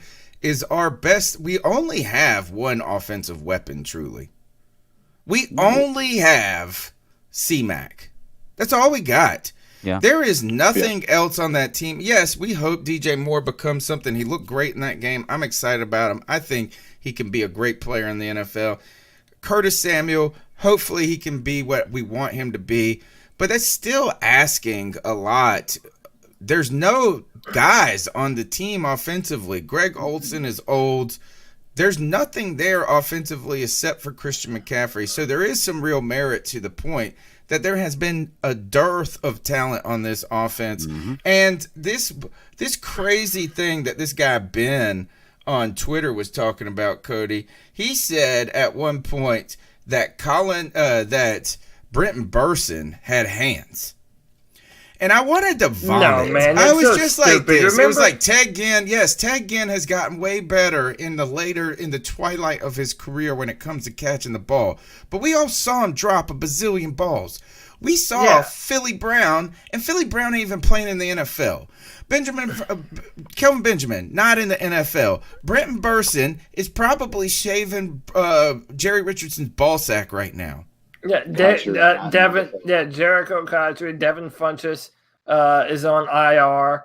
I mean, listen, Cam Newton, and listen to the guy. I don't know if he's still there, but we had a guy in the chat room earlier that was talking crap about Cam and annoying the shit out of everybody. I can tell you exactly who it was because he was in the chat room. He was hitting me up on Twitter. If you want, I know it's him because he brought up Andy Dalton.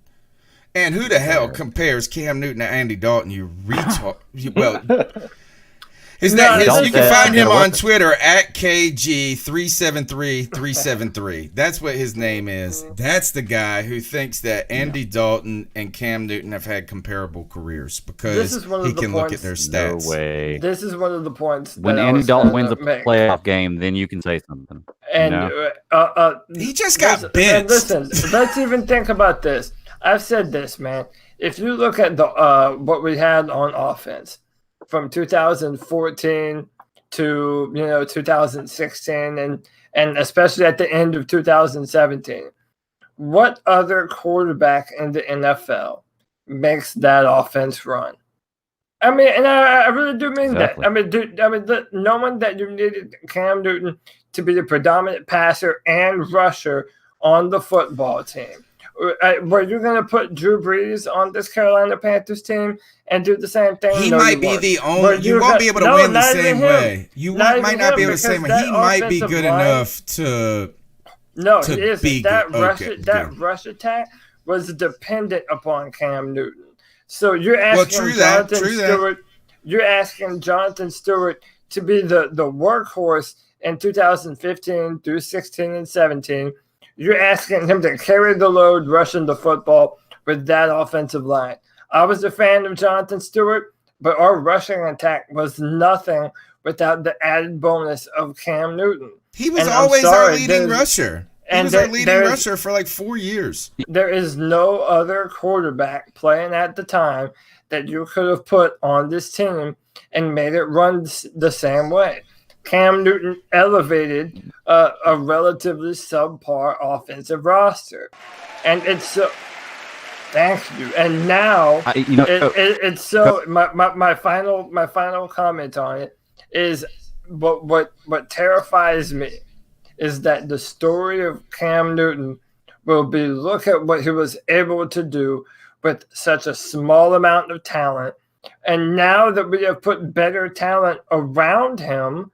Now he's too injured to be able to utilize that talent, and we're never going to be. We don't even have the talent around him. I don't believe. No, I don't put our quarterback situation on our receivers. I can't blame Curtis Samuel or DJ Moore for being put in this situation of having this quarterback carousel situation where they don't know who's going to throw the football to him. Kyle is learning how to play football on the job. And you can tell when looking at the film that he misses a lot of throws that he they're has been open below. on. I hate to tell this, folks, is that you look at he has been average at best. Right. So then you can't put that on you can't put that on the other members of our offense when they were expecting Cam Newton to be healthy and ready to go. I still maintain Curtis Samuel has the potential to be a top 10 receiver in the NFL. He just hasn't been put in an opportunity to show that. I disagree. And I don't say this as I don't think that these guys are talented, but they're certainly not proven yet. I mean, you think about this. Even the Patriots have put talent around Tom Brady. You know, they have gone out and gotten guys that are, I mean, Randy Moss, you go back to then, is that there, if you think of Aaron Rodgers' teams, he's always had a certain degree of receivers that can do things that are proven guys as well. Right. I do think you're right, is that Cam has done so much with so little, and I'm not trying to dog those other players, but what he has really given is a team of freedom and a latitude to put a roster out like that and be competitive. Yeah. Oh, look, Yeah. Ishmael the Infurious. Are you really trying to say that Dalton is 68, 58, and 2, and that is why you think that he is better than Cam Newton? They have been a shit show of an organization. Only been one. When have they even been relevant in the last decade? Please tell me that. Well, they did go to the playoffs multiple, like for only Andy playoff Dalton's like games. first. And lost. Yeah, to the lost Texans one of them. with like Chase They've never Daniels won a as their playoff. quarterback. They lost to Chase Daniel, I think, in the And with the all Texans. AJ Green. Yeah, I don't want to hear that. All right, I mean, well, not that part. I don't want to hear this Dalton stuff. Let's see if we can go to the next call. Let's see. This What's is probably up, sad. C3 fan? Hilarious. Jeff Hodge here. Chef Jeff. Chef Jeff, what's up, cuz? Well, about 2:20, the news broke about an hour ago that Cam Newton will be placed on IR. I'm sure this is going to be the talk of the podcast tonight. I'm sure I'll be like the 50th call about it. Thankfully, it broke on a Tuesday and not like a Wednesday or Thursday like normal, and we have to wait like a whole nother week to talk about it, so that's a good thing. But I feel like it's in the best interest of Cam Newton. You know, it does scare me that he wanted to go get a second opinion, you know, from another doctor. It does scare me a little bit. It kind of comes off like he doesn't have faith in our medical staff a little bit, among some other things, you know, that he said in the past and the way they've handled him. We can all agree that they haven't necessarily been the best at handling Cam Newton and his injuries, but before 2018, he only missed 3 games. So I'm just so torn. I don't know what direction it's going to go. Hopefully we can keep him around and keep him through his contract. Maybe David Tepper has had a conversation with him, like, "Hey, you're the future of our team, regardless." I mean, you know, I sold my tickets to a Tennessee fan, but you know, I can't help that. But there weren't people in the stands this past weekend. Cam Newton draws people to that team, regardless. Even last year, they were still filling up the stadium. But I don't know. Let me know what you guys think. Keep pounding. Where do the Panthers go? What does the future entail? Let's start with this. What does it take for Ron Rivera to be the coach of the Carolina Panthers in 2020? So, I mean, off the top of my head, making a deep playoff run or to the Super Bowl. You don't think just making the playoffs with a 10-6 record is enough? I don't know, man. We had this on the post game. I can't stream. Yeah, you're is breaking messed up up a little bit. I think our stream is messed up. We're Okay. back. Okay. Yeah, I think it must be because I'm on a solid connection. Nope. No, we're good. Our YouTube is still running. Look, here it just buffered. We're coming back, folks. Don't worry. All right. So, what do you think, Greg? What does it take for Ron Rivera to maintain his job? I think it's the playoffs. I know, Cody, you're on this hill, and I'm not saying you're wrong about it with the coaching staff and the decisions we've made and everything else. And there's a lot of truth to what you're saying. But if Ron Rivera can bring this team to the playoffs this year with a really strong NFC, I mean, the NFC is really, really strong this year, and we can make even a wild card because I doubt we're going to catch the Saints. Given what he's been given, losing Cam Newton, and everything else, and putting in a backup quarterback and taking us to the playoffs, I think that's justifiable enough to keep your team or keep your job for at least one more year. It's like Tony said. I don't know if I can fire a 10-6 coach that comes in second place in the division and makes the playoffs. Yeah, I mean, listen, that's won Coach of the Year 2 times. Listen, I understand that, and I understand why it would seem unreasonable to fire a coach that goes 10-6 or 11-5. But I mean, listen, is that always going to be acceptable? And listen, I hope I'm wrong, but I don't feel like I am. I feel like that's the most that we're going to be able to ask for with Ron Rivera. It's 10-6, 11-5. Maybe I'm a Debbie Downer. I don't know. I feel like I've seen enough of Ron Rivera to know what he's capable of. Now, you're a little too sour on Ron. Well, hey, okay, then I'm willing to be the old curmudgeon. But I mean, listen, I want to be wrong terribly. I mean, I want you all to throw this in my face, rub it in my face, tell me how wrong I was, let me die on the hill all by myself while you're all celebrating a Super Bowl victory. I want that to happen. But I mean, that's just how I feel on the matter. I would move forward in a different direction and say that 10-6 isn't enough. 11-5 isn't enough. If we make the playoffs, 11-5 isn't enough. Yeah, no, it's not. If it doesn't win the Super Bowl, you're gonna mess up. He don't remember Marty Schottenheimer. He don't remember Marty Schottenheimer. No, I know that you can go and win the Super Bowl, but what I'm saying is that this team isn't under Ron Rivera.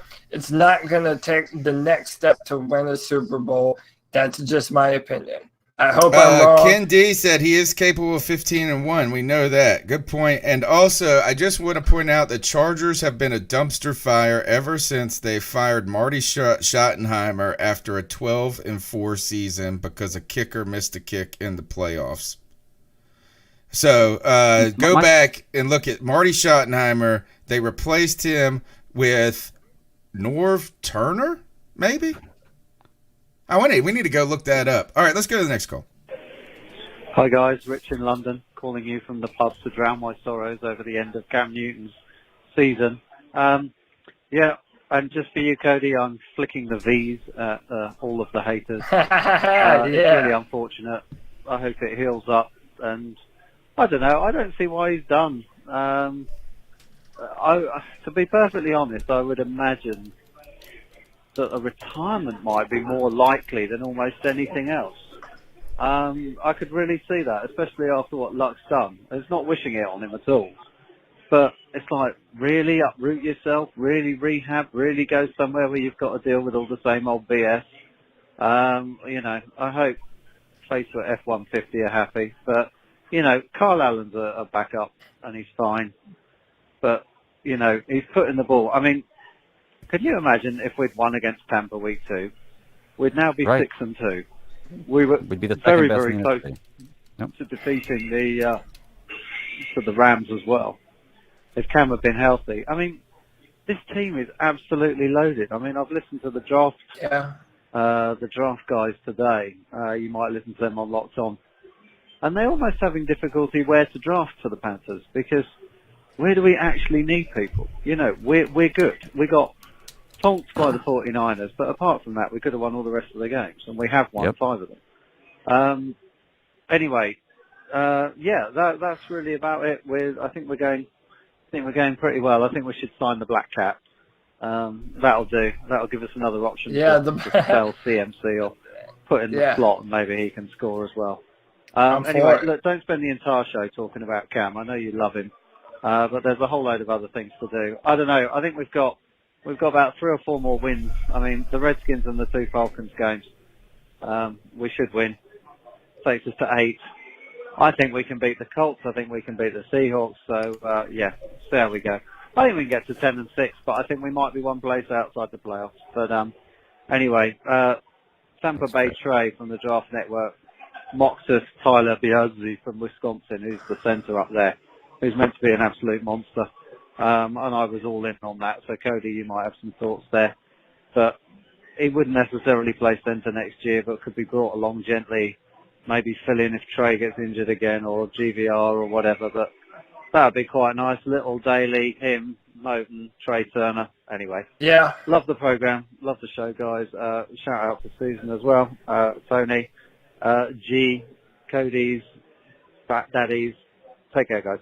All right. I do want to point out this. Marty Schottenheimer, head coach of the San Diego Chargers from 2002 to 2006. He goes year 1, he went 8-8, year 2, 4-12, year 3, 12-4, year 5, 9-7, year 6, 14-2.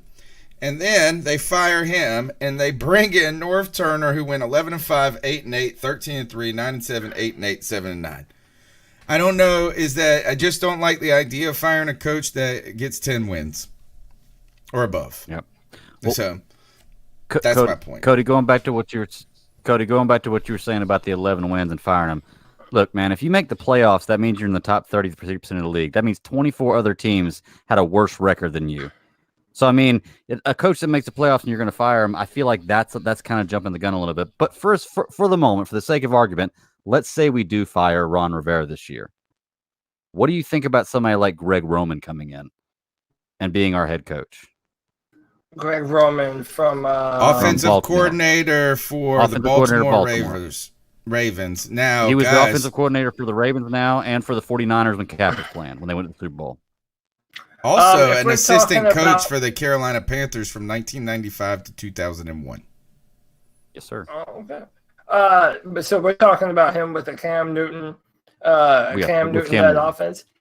Yes. I mean, I think that Roman could utilize that kind of talent, and he's showing what he's doing with Lamar Jackson, and he showed what he did with Colin Kaepernick.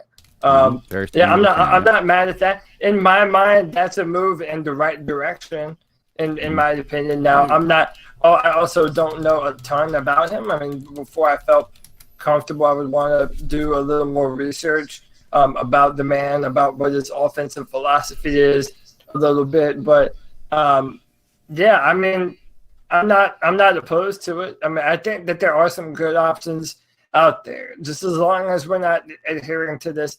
Oh, well, we'll never be able to do better than Ron Rivera, because I don't believe that, and I think that there are minds out there that are on the up and coming, that are the next names in coaching, and you just have to take a chance on them. Now, sometimes it'll backfire and blow up in your face, but then other times it'll turn out to be a good fit for your football team. So. I don't know. We have a lot of football left to play. I don't want to sound like I've given up on the season, because I'm always up for the coaches and Kyle Allen to prove me wrong and make me look stupid. I want to look stupid. I want to be wrong.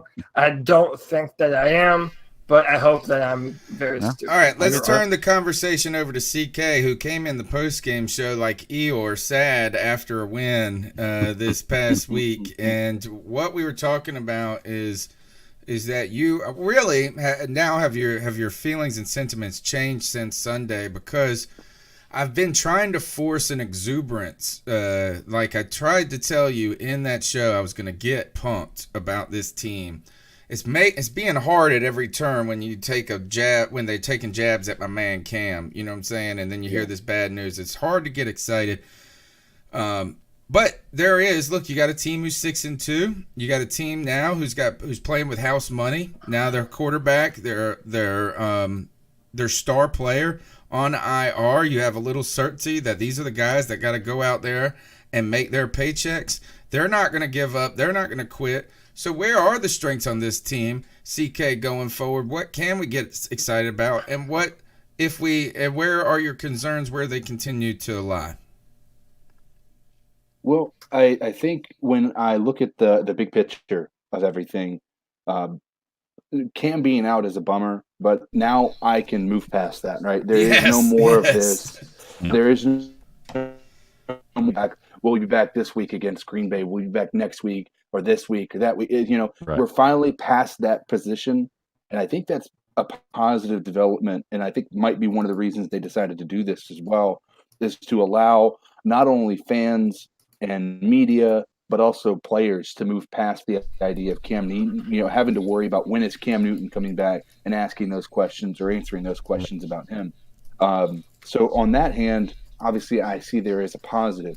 On the other hand, there is the other aspect of things is I think it's one of the things we talked about. Somebody mentioned it earlier. We're really hoping that Kyle Allen is Jake Delhomme and not Matt Moore, right? Because I'm not going to say exactly the same thing happened, but similar things happened where, Delhomme went out, Matt Moore came in, looked great. Matt Moore, right? Yeah. And then all of a sudden, after we made the decision to move on from Delhomme, we found out that there was a reason that he wasn't a starter to begin with. But I'm hoping, I think I have a lot of optimism because I think the players around Kyle Allen have been elevating their playing capabilities to mask any of the issues Kyle Allen has. My biggest fear is now that he's got 6 games in, he's about to he's got enough tape to figure him out, right? You're going to see North Turner. Has anybody seen him call an audible?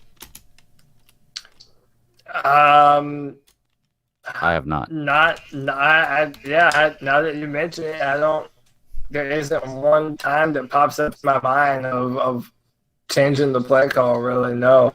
And I wonder if that has anything to do with Kyle Allen himself and just, putting this offense in a more user-friendly fashion for and that's what I'm wondering. If things are simplified before Kyle Allen, how long before they're figured out by other defenses, which I think San Francisco did. Look, I'm rooting for Kyle Allen, but what we have seen, folks, is nothing to be all that. Look, we should be pleasantly surprised we found ways to win, right? But look, we've seen him be mediocre. We've seen him turn the ball over. He's starting to look mortal, and he's thrown a couple of interceptions. But you guys are right, is that he's left a lot of balls out there that have hung short, that he hasn't been able to take the opportunity. Now, to give him credit, though, is that I feel like his pocket awareness has improved. I feel like he's got enough mobility to keep a play alive a little bit. We just got to see him get some chemistry with these receivers downfield. I have not seen him hit a deep ball yet. And not that we saw Cam do that in the recent memory either. But think about this, is how hard we were on Cam whenever he missed any throw.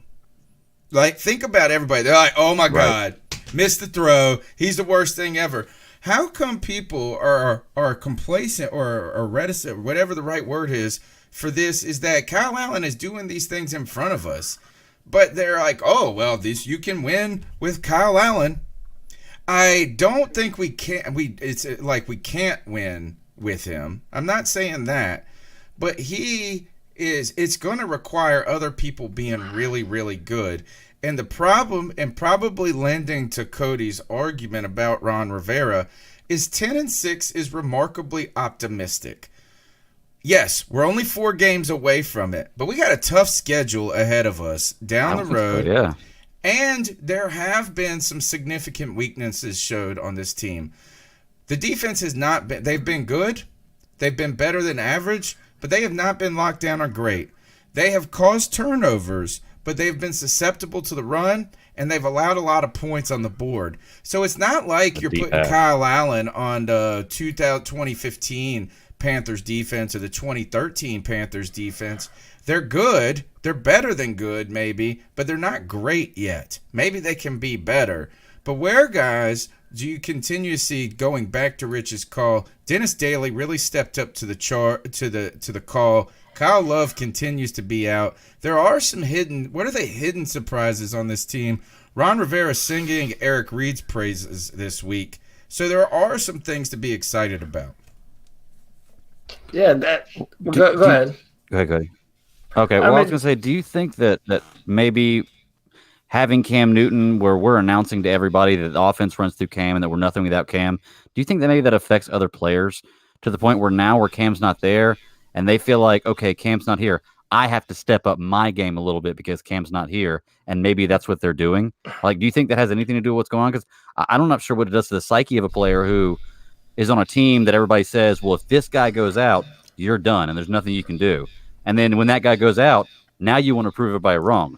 Now you feel like you have to step up. Do you think that maybe is what's going on with our players right now? I think there is something to that. I think there's something to that. And just my thoughts on this real quick, Cody, is that when you got Cam Newton in the room, you got your warrior right there. You know what I'm saying? You got the guy. This is going to be it. This is going to be it. But now it's time for me to pull my junk out on the table and prove to you that I'm a man still. And I think that it's time for Luke Kuechly, Gerald McCoy, and this defense to do that.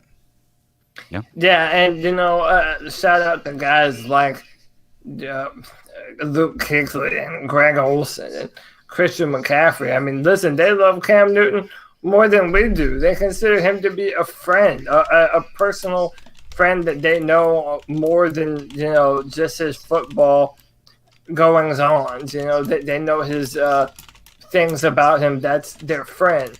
But yet, I mean, they're not giving up on the season. They're wanting to go and punch teams in the mouth. And you have to respect that. And that's the motto of our team, keep pounding. And that's what the Panthers at their heart are going to do. And that's what we have to do, man. Listen, we all love Cam Newton. But at the end of the day, history is not yet written. And, the players have to have the mindset that we have a chance to win any football game that we're in on any given Sunday. And as long as they have that mindset, yeah, I still believe we have one of the better rosters in the NFL. And there isn't a game on our schedule. How can you really say forward. that? How do you say we have one of the better rosters in the NFL? But a few minutes ago we were talking about how we didn't. Like we were just saying a few minutes ago how we don't have the players. Well, I was saying that. Cody was. I was saying that. Tony said that, and I disagree with Tony. Let's click down the list. I think that, and listen, I know you guys are going to jump on my ass, but all right. So I'll pick another guy. I'll say Sean McVay instead of Kyle Shanahan. I'm so tired of him. All right, sure. Shanahan, McVay. Listen, if you don't like them, that's fine. But at this point, you can't deny that those dudes are game planning on some next level type shit. No, what I'm saying is, if you had that kind of coach with this offensive weapon, with this type of offensive weapons, you would not think that we don't have high quality weapons. Dude, on our they football scored team. 3 points in the Super Bowl versus the damn Patriots. 3 points. But listen, I said pick one: McVay, Shanahan. That's who I'm picking. It doesn't. Okay, my point is, Norv Turner is not utilizing, and I don't put it all on him because, like we said, Kyle Allen is working through some shit. But listen, if this offense is not where you want it to be, it's not because we do not have the talent to be able to do it. We've had one game. We've had 2 games where we scored below 20. I think we only had 2 games where we scored below 30, right? No, 28. Yeah. We scored 16 and 1 against the Texans. We scored 13 against the 49ers and lost. Kyle Allen doesn't read the field well. He doesn't need to. They're putting him in a position where he's got 1 or 2 reads and throwing the ball. Which all right, is what let's he go needs to the be next in. call because Cody's making me angry. Let's go, man. Hey guys, Kyle again. I got so much to say on the Cam situation, but wait, I missed his first. I keep most of it to myself. Where is his first? Honestly, at the moment, this is the best thing they could do for Cam. One time in his career, the Carolina Panthers are going to let Cam Newton heal completely up. So maybe they're forced to. That says to me, I've already seen on Twitter all this bullshit already. Cam Newton down in Carolina, he played his last football in Charlotte. Blah blah. Can't we got to take deal that with mess. this shit now for the rest of the I know. season. That's true. But this shows me that Carolina's actually going to, they're committing to Cam getting healthy and giving it one more go to show him what he's got. Optimism. Cam Newton's 100%. Not one doubt in my mind. Cam Newton's going to get that contract. Honestly, I don't really want to say this, but part of me is Ron Rivera will get at least one more year to prove what he's got. As far as he goes, I'm not sure after next year if he'll have it, but as far as Cam goes, at 100%, Cam Newton, we all know who he is. He's going to get that contract extension. So just tune out the bullshit until Cam Newton can get back on the football field, and let's root for Kyle Allen and our Carolina Panthers to do what they do, man. Play football, and let's just keep pounding, baby. If Cam Newton does not have the does not end up getting surgery, and all current reports, at least from the Panthers, are saying that they are going to continue the course of he's been advised by the doctors to rehab this. By the way, somebody told me this on Twitter, that he went and saw the best foot podiatrist in the world. Not the foot podiatrist, the best podiatrist, because that would be saying the best foot. I did ask him this, is how do you qualify, like what qualifies you as the best foot doctor? Like, are you like the best at removing bunions? What is it that makes you so much like greater than the next great podiatrist? And how do we know that? He's got a perfect PBR. What does that mean? Podiatrist. Oh, a perfect, like a quarterback rating. Like I was like, oh God, he's never lost a foot. It was a slow burn. It was worth it. It was. All right. So I think this is that I do think without Cam Newton having the surgery, I don't understand where the idea of parting way, why you wouldn't say this is our best move going forward. If Cam Newton doesn't have surgery and plans to and can rehab this, is to go into next season with the same exact plan as this one. And that's Cam Newton with our starter and Kyle Allen as our backup. And God bless, we hope Cam Newton works, but if he doesn't, we still know that Kyle Allen is at least serviceable enough to keep fans in the stands. But what do you do if you get rid of Cam Newton here? You can't go out in the draft. I don't want to see us trade up for somebody and get into that hellhole of being betting so much more than just a draft pick on a guy you are uncertain about. I don't like trading up to the number 1 or number 2 for a quarterback because they rarely work out. And I think, Greg, you brought this up before the show, is what are some of the other options? No, we haven't talked about Dante Moncrief, and we got to, but there is a second option. It might not be Cam with the Carolina Panthers, and it might not be Cam being released. What potentially could happen? He could be traded. Well, I think that, I think that whatever happens, the decision needs to be made very, very soon so they can move forward on executing that plan. But like you were saying, he could be traded, and I've come up with a couple hypothetical situations that if we decided we wanted to go with Kyle Allen as our future, because let's be realistic, y'all. Kyle Allen is not what Cam Newton is. We know that. We're not saying that. But Kyle Allen seems to be a Jake Delhomme. Jake Delhomme took us to the Super Bowl. You don't have to be the best quarterback in the NFL to win the Super Bowl. Kyle Allen is not even. You can't even sniff Jake Delhomme's jockstrap yet. Jake Delhomme was really good before he got hurt. And Kyle Allen has not been bad. Think about it. He started 7 games. He's 6-1. He has 4 interceptions through 6 games. It's a crazy day when I'm defending Kyle Allen. I think he's actually been getting worse. I got to give him his credit. Week.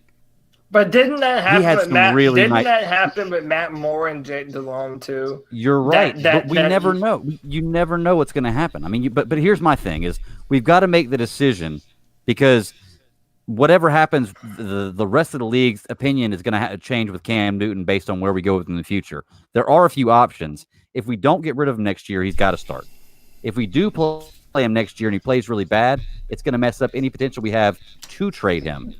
And we don't want Cam Newton to walk out the door and go to another team and blow it up. So I have a few trade proposals I want to put out there real quick. I know that they're off the wall. My answer is no to all of them, but go ahead. My answer is no, too. I don't want to trade him. But like I said, I'm a realist. And if we decided to, think about this. What about Cam Newton and a second-round pick, or our second-round pick, to Denver for Von Miller, and then run with Kyle Allen? Nope. Denver for Von Cam Miller? Newton to Chicago. Cam Newton, because Cam Newton and Von Miller are always going to be joined at the hip. Number one, number two. They played in the Super Bowl against each other. They're the best two players in that draft class. You know, and Denver could afford to give up one of their defensive ends because they have Chubb now. And he just tore his ACL or something. I think John like that, well, yeah, okay, that's true. Okay, but all right, no, I would say no. Is okay. Von Miller's is old? Yeah, he's starting to degrade a little bit. He's just old as Cam. Yeah, but it's like different position too. Okay, My thing is this. Well, I mean, look at Julius Peppers. All right, Julius so Peppers we played for what, ixnay 15 that years? one. Next one. Yeah, I would say no. Next one. How about Cam Newton, a second-round pick to Chicago for Khalil Mack? Why do we got to give a second-round pick too? No, Well, also, Because I don't they're think not- anybody's going to trade you straight. I don't think anybody's going to trade you an all-star player straight up for Cam Newton right now as we speak. Well, but hold That's up. why. Yeah, I hate to would you poke trade holes Cam in that, Newton to but- Chicago for their but first hold round on, pick but hold next on, year? Tony, because the whole point of the Bears conversation is that they have the defense, and they just went and gave Khalil Mack all this money and a fat new contract, and they gave up the picks to get him. The whole point of mentioning Chicago is that, you know, it's reasonable to assume that the Bears are only a quarterback away from being a competitive football team. So I would say no to that offer. The only offer that I would genuinely accept is if the Bears evaluated Cam Newton to be enough to be traded for a first round pick. Okay. If it's a first round pick, that's the only way I even consider it. And even still, And it needs to be a top 5 or top 8 man. And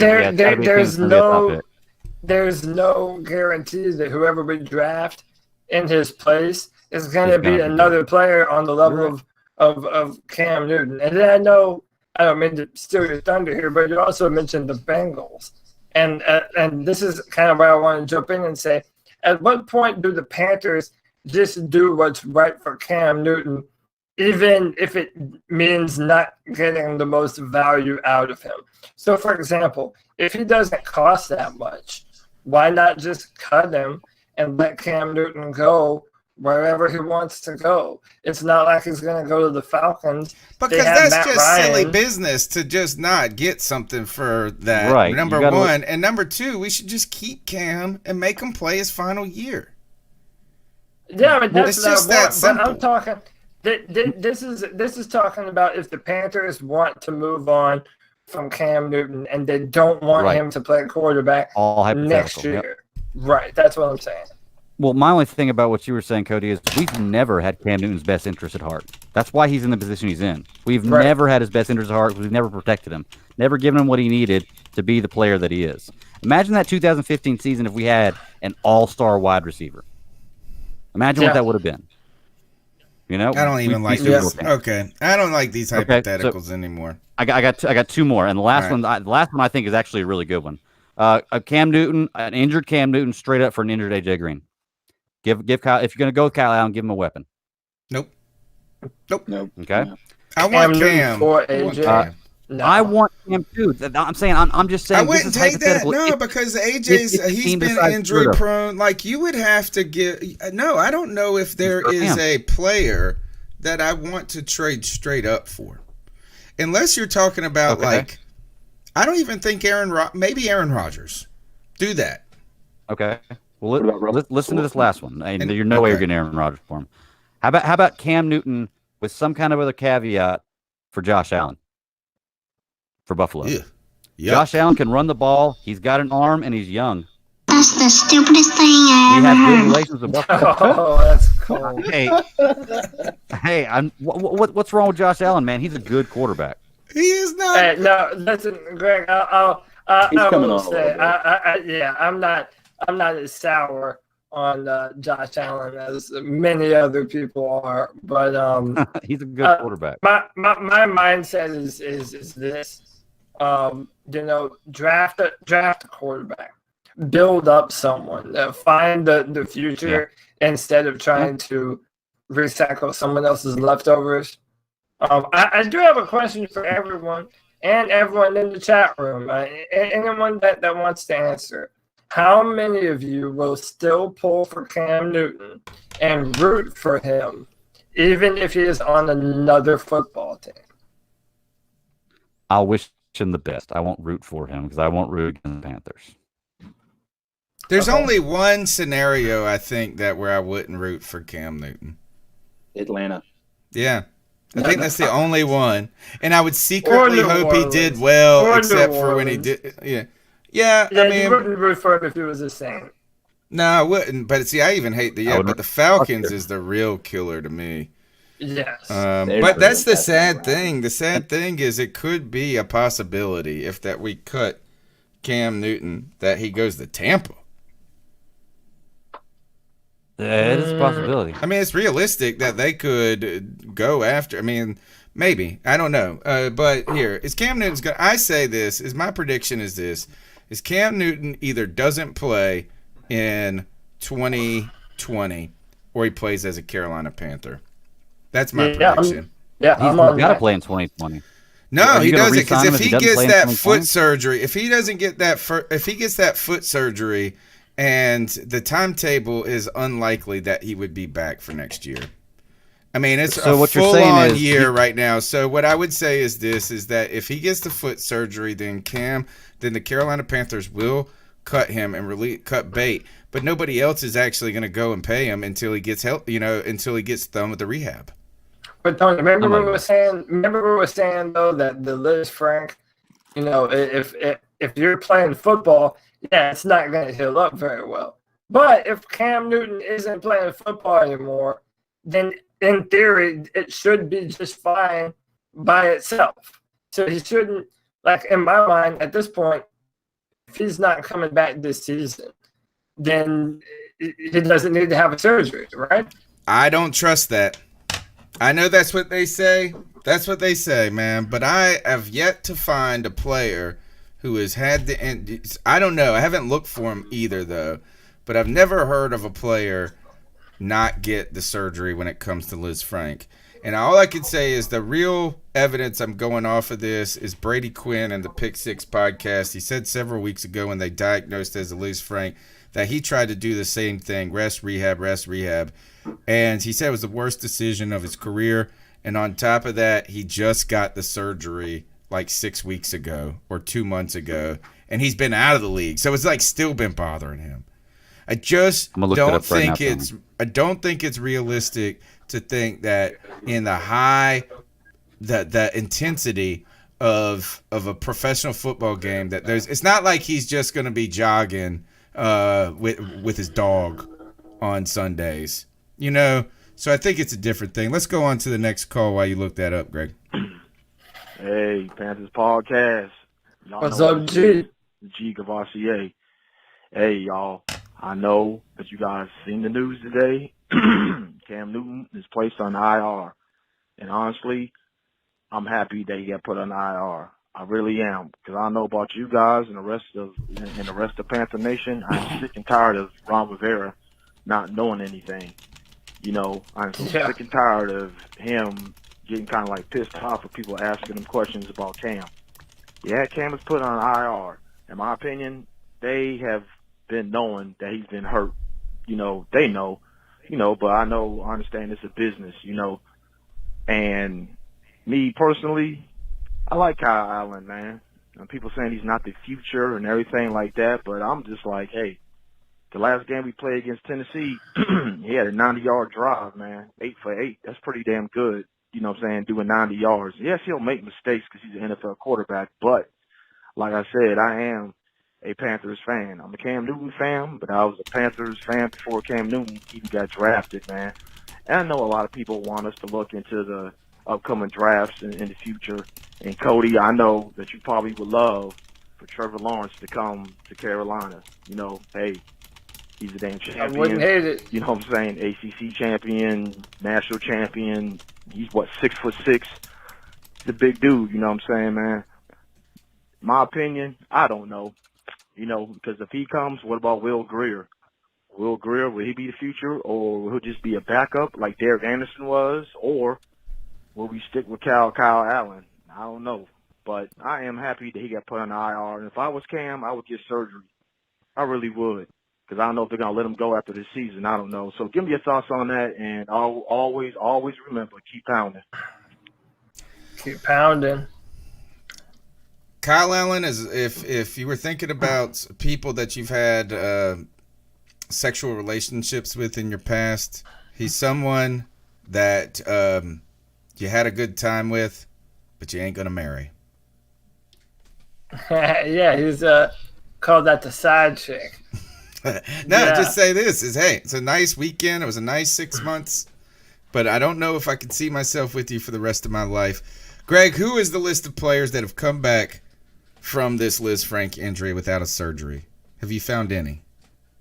All right, I'm sitting here looking at it. Julio Jones fractures Liz Frank in 2013, and his next 2 seasons without surgery were his career best of all time.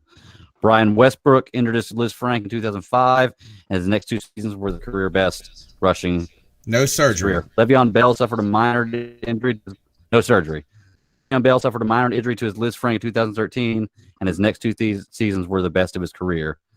The rest of that kind of goes down. MJD had a Liz Frank in 2012, no surgery, and he never had a good season after that. Antonio Holmes suffered a Liz Frank in 2012, had a sharp decline. Cedric Benson had a Liz Frank, no surgery, and never had a snap after that. And Ronnie Brown and Darren Fadden both had Liz Frank, no surgery, and their careers were pretty much over afterwards. So most people, if you do the surgery, it's pretty much. But there are a few exceptions: Julio, Brian Westbrook, Le'Veon Bell, that didn't have the surgery and came back and had career, seasons after that. Yeah, so, that Julio example. Now that Julio example is pretty compelling right there. Because Julio is pretty damn awesome. Yeah. So I hope that's the news. All right, let's keep going. Let's go to the next call. Hey, what's up, C3? This is Jordan from Pittsburgh. I'm a long-time what's listener up? and first-time caller. Hey, I tweeted at you earlier today, Cody, about Cam Newton being placed on IR. I mean, it just seems bad, man. I mean, I want him to be back on the field next year, but I don't know if it's going to happen. I mean, and if it doesn't happen, they end up, getting rid of him, which I hope they don't. I'm ready to die up on that hill with you, Cody. I think Ron should go. I think they need to clean house if that happens. I mean, he is the face of our franchise, and to give up a dynamic athlete like that, it's just ridiculous. But let me know what y'all think. Keep pounding. When do you think the latest possible moment, Cody, that you can make that decision is? You mean on Ron Rivera? No, on Cam. Because for me, I feel like, hey, if we're not going to really lose any money by cutting them, we've got all the way till June. And you can really see where Cam is going at that point. Now, you're not able to make a decision for the draft, but really, at 6-2 this point, we couldn't even. Last year, we lost it felt like 12 in a row, 10 in a row, 9 in a row, whatever the hell it was. It felt like an eternity of losing, and we still were picking like 15 or something like that. So, I mean, do you even make a shot and go for a quarter? I mean, I don't even think the draft next year is realistic, so I think you almost get till June to make the decision. Yeah, that sounds about right to me. But listen, to kind of echo the sentiment of our caller, and Cody said this, man. If we're gonna have this discussion, the same discussion every week about Cam Newton, it's gonna end up being long. Dude, we've been having this same discussion about Cam Newton for the last 9 years. It's like, don't we want to be at the point where we can move on and not have to have these same discussions all the time? It's time for a fresh new start here in Carolina. That's what I ultimately hope for. Second to us going on and having a very successful year this year. I mean, if we're able to pull out a Super Bowl, dude, who would have ever imagined that was going to happen? I still can't imagine that. Yeah, I mean, and none of us Cam. So if we're talking about if this isn't the Eli team did to do it, then we might need to do something different. I tell you, I've and said that's this on what- the show, guys, all the time, is Cam Newton will be the focus, to be the opening and the central focus of this podcast until he's not a Panther. And that is probably still, after he's not a Panther, it might take 2 months for it to not be the focus. It's just the reality. Well, Cam, let me ask you this. that's why the So show is is- called Carolina Without Cam. Really? It might be let me ask you this, fellas. Go ahead. If Cam Newton hits the market, we cut him. He hits the market. But don't you think that the biggest headline and the biggest thing around the nation is going to be of top free agents, Cam Newton being on that list? Oh yeah, without a doubt. I mean, you don't think that the rest of the league is going to look at that as, oh my gosh, Cam Newton's available? Yeah, because it's impossible to get a viable quarterback in free agency. People are getting excited when they get damn Ryan Fitzpatrick. But that's the same thing we said about Ron Rivera last year. Yeah, too. Oh, you're On the right market. about that. All right, next call. But I think even Ron Rivera would look. You can say what you want to, but okay.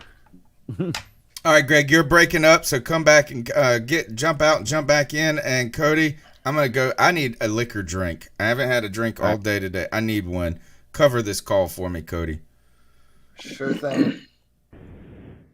Hi, what's up, CP3 family? This is Carl D. D. What's going on? Yeah, I have some news. With Cam Newton being out for the rest of the season, as much as I hate it, I think it's a good thing because that man is healthy. Now he should come back 100% fully healthy next year. And I think we have yet to see the best of Cam Newton. I think he has something to prove next year. So I'm excited about Cam returning. But I do have a gripe, guys. Cody, I know you're going to hate this as much as I do. Uh-oh. I am so sick and tired of these outside guys like Fat Lock. And if if the Panther fans don't know who Fat Lock is, it's Jason Whitlock. Fat Lock. Yeah, Fat Lock. And then all those people on the panel, sorry ass Marcellus Wiley. Yeah. Guys who was talking about the Panthers should move on from Cam Newton and stuff, blah, blah, blah. Prisoners of the moment. Okay, they keep the one thing, and Reggie Bush, I seen the day was on there. And all of them ganged up on Reggie Bush. Bush was trying to explain to them, why are you going to move on from the guy that has with the resume of Cam Newton after not first giving him, seeing how good he can be when he's fully healthy. Right. But we're talking to a wall, and no one wants to hear that. They just were talking a bunch of nonsense. And that would be stupid of this staff. I mean, moving on from Cam Newton would be the dumbest thing that they would make. Without letting this man, when he's 100% next year, show if he still got it or not. And then, of course, I know Cal Kerr, I know he said something. I don't even have to watch the shows to know he that put his 2 cents or something. I mean, it's just, stuff like that just pisses me off. If you don't know nothing of what goes on Carolina outside where, stay the hell out of Carolina business with your opinion, because you know shit. But anyway, that's my rant for this time. And guys, I will. All right. I think that's it. Hey, shout out to Carl D. Thank you for the call, man. Listen, I'm not a fan. I know that Greg watches Speak for Yourself. I'm a fan of Wiley and Whitlock some time. But I mean, yeah, listen, everyone has the same hypocritical opinion. I mean, if Cam Newton is good enough to play for the Bears, then why wouldn't he be good enough to play for the Panthers?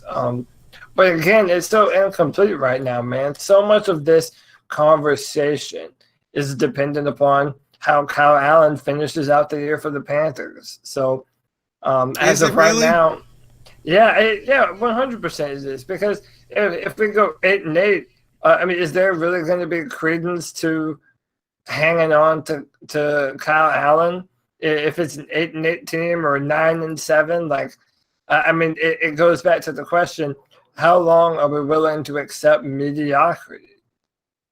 Well, yeah, that's what I'm thinking. I mean, I don't know what I'm asking. What could he do? What does he have to do for you to say, you know what, we're okay with this for more than just a stopgap? But next call.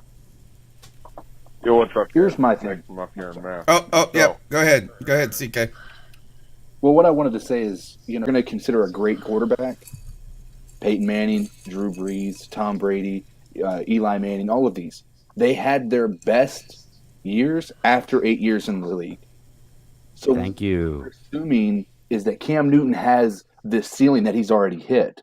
When he was surpassing, take out his rushing yards, he was surpassing a lot of the stats that these greats were doing in their first 8 years, which were, by the way, their worst years.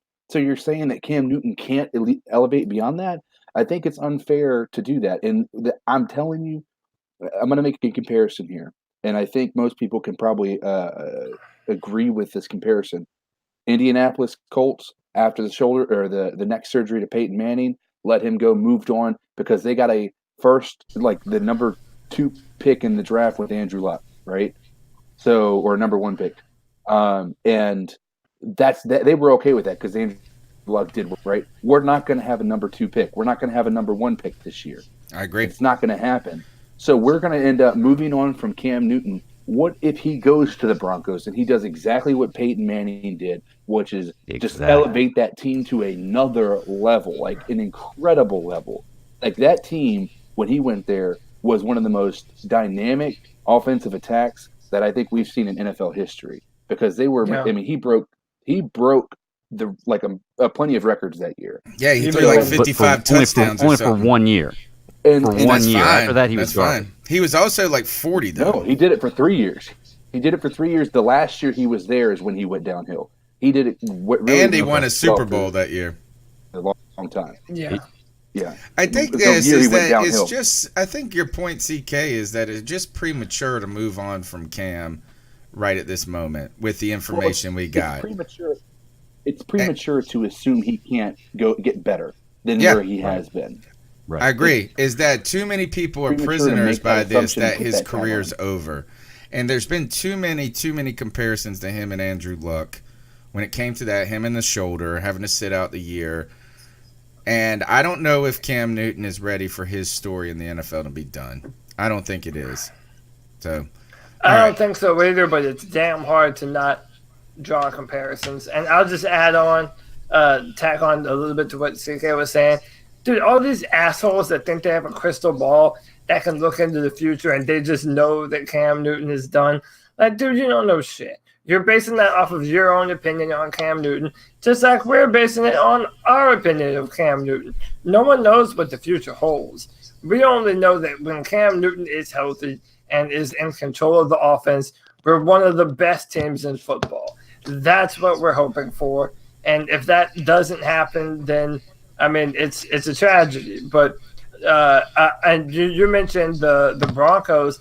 Listen, someone that has been so complimentary of Cam Newton for years has been Bill Belichick, and now there's all this talk about Tom Brady. He's never beat him. He's never beat Cam Newton. He did an interview where he talked about Cam Newton is the hardest quarterback to prepare for. I mean, he really is a tough time to prepare for. So, dude, imagine if Cam Newton was signed by a Bill Belichick Patriots. Like, I guarantee no one wants that to happen. No. Because that just furthers their dynasty so a lot longer. Christina Aguilar, thank you for your support on the show, Christina. She says, come on, you guys. Cam does it. And she could be talking to people in the chat room, too, because there's been a big fight in the chat room all night. But she says, come on, guys. Cam doesn't walk on water. He's not perfect. He's definitely dynamic and charismatic, but he hasn't been healthy for a while. All right, so agree. All right, you know what? He's not perfect, but he is dynamic. He is and he hasn't been healthy for a while, but he's really been – it's hard to foresee a better option for the Carolina Panthers in the short term. Even if we say this, and I think Jeff Hodge goes back to it, you know what I would do is if he's healthy next year, you don't cut him, you keep him. And then you know what? You franchise tag him, and you make him really mad. And he can hold out then and do all of that. But, boy, that's the best way. You get 2 years out of him, and if you think that that's time to part ways, then you do it that way. I think that would be kind of cold. You're saying you want to let him go and choose his team and stuff, Cody. I'm sitting here trying to make him a prisoner. I want to do. I'm gonna lock him up in my attic and love him. I want to do right by Cam Newton because we have done so wrong by him for such a long time. So Underground West said he has not been healthy, but he does walk on water. He has not been healthy, but he does walk on water. Yes, good point. I also don't think that Cam Newton will be mad at us for franchise tagging him and paying him $35 million for that year. Because the franchise tag by that time is going to be about $32 million. I don't think he's going to be that unhappy with that. When he hasn't played that well, I don't think he's going to get a contract that gives him that much money anywhere else. So a franchise tag might be the best thing for him. I tell you one thing is find somebody who loves you like Tony loves Cam Newton. That's my advice. There you go. I don't know if you'll find that anywhere. That's assuming that we keep him after next year. You know, with that. What's really interesting is next year, even with that $21 million that he's scheduled to make, he's still the 15th highest paid quarterback. Which means cheap. He's got, that's really cheap in today's economy of quarterbacks. So if you want to be able to move forward and actually have a winning franchise next year, Kyle Allen isn't going to get the job done. There are going to be enough tape on him to where they're going to see where his weaknesses are. He can grow, certainly. I don't think he has a high ceiling. I think Cam Newton provides a much higher ceiling and a lot more optimism within the fan base. And the empty seats in Bank of America Stadium on Keep Pounding game against the Titans should illustrate that. Is this true? Look, I just Googled 2019 quarterback salaries. Stafford, $29.5 million. Kirk Cousins, $29 million. Aaron Rodgers, $26.5. Russell Wilson, $26.2. Ben Roethlisberger, $26.2. Eli Manning, $23.2. They did $23.2 million to have Eli Manning be your backup. Then Cam Newton comes in at 23.2. Phillip Rivers, 23. Drew Brees, 22. Derek Carr, 22.5. Jameis Winston's getting paid $21 million this year. Marcus Mariota got paid $21 million this year. Andy Dalton got paid. You're talking about dude, Matt Ryan only made $15 million. He deserves it. What a joke. All right, next call. I got a little analogy for you, okay?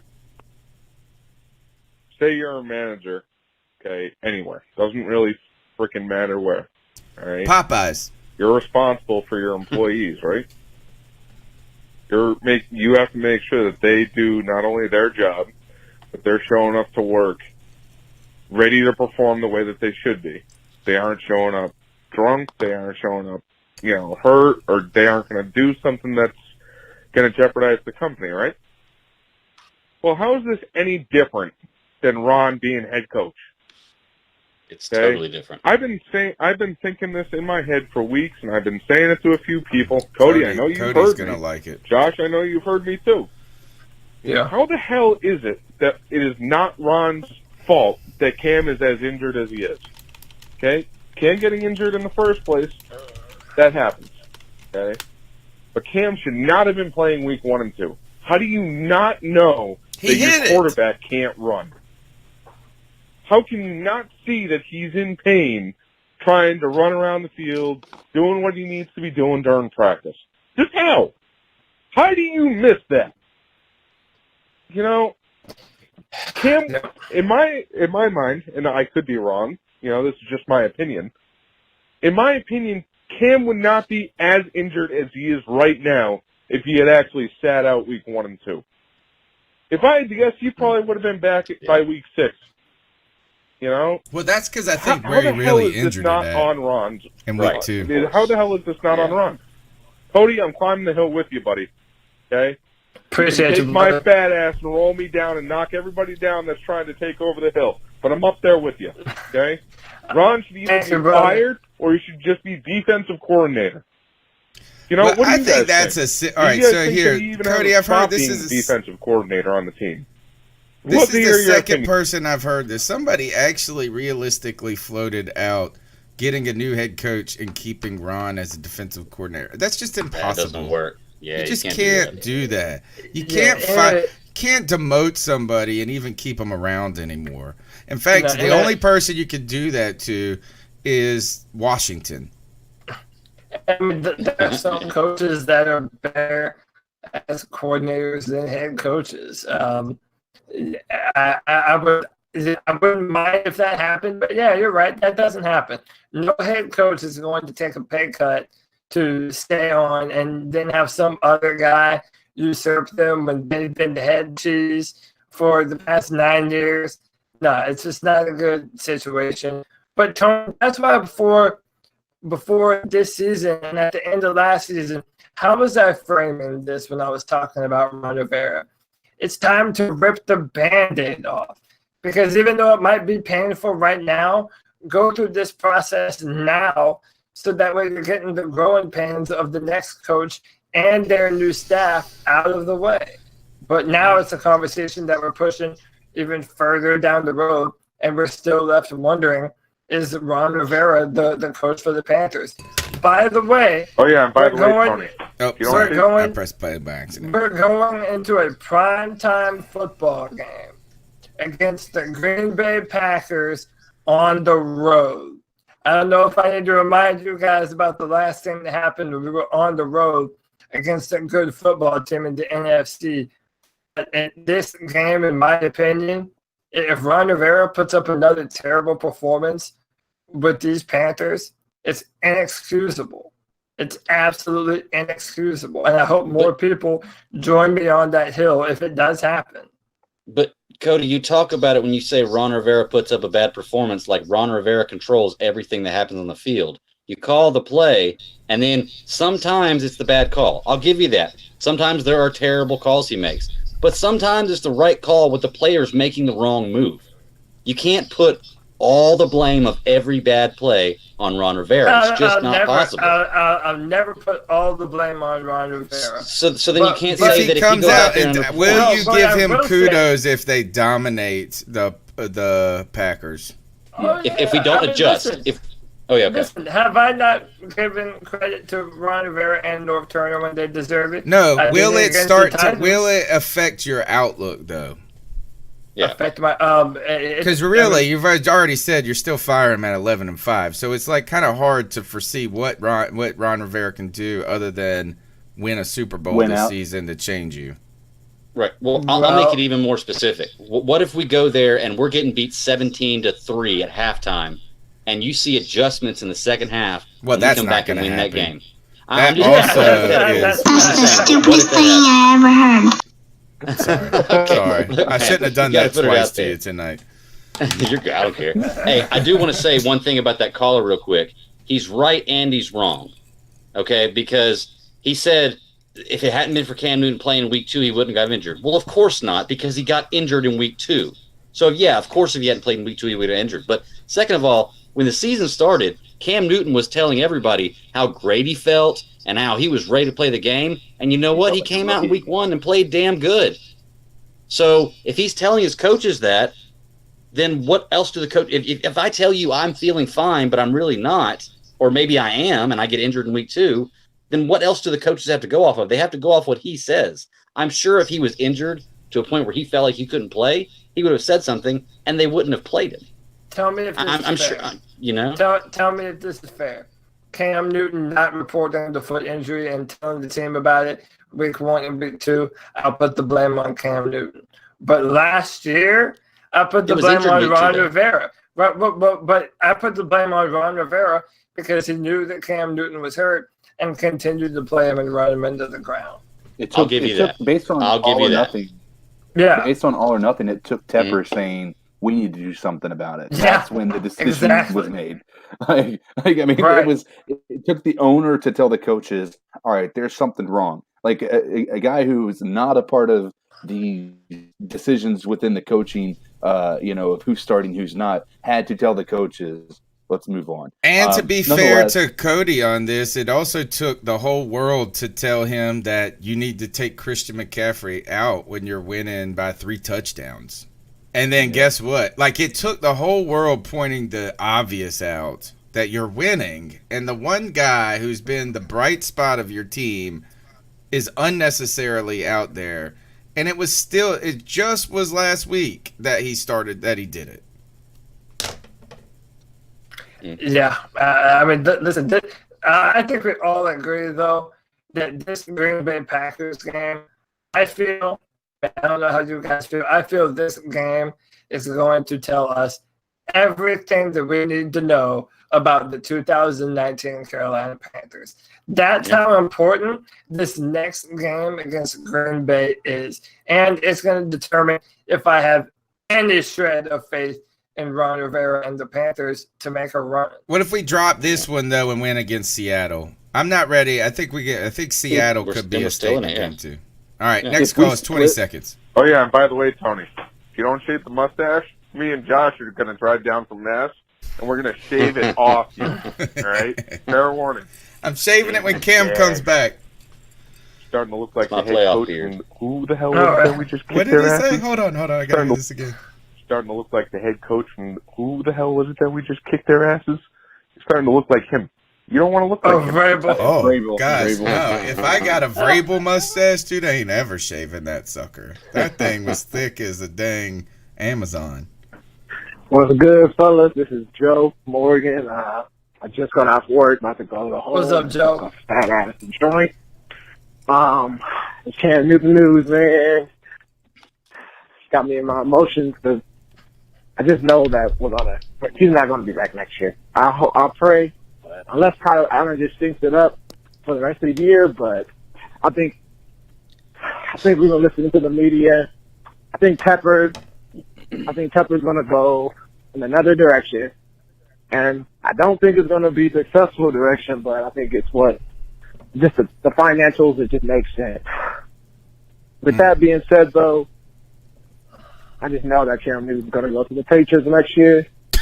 Bill Belichick. Give him 5 years of Bill Belichick. I'm telling you, man. This is a sad day. Carolina Panthers history. This is a sad day, man.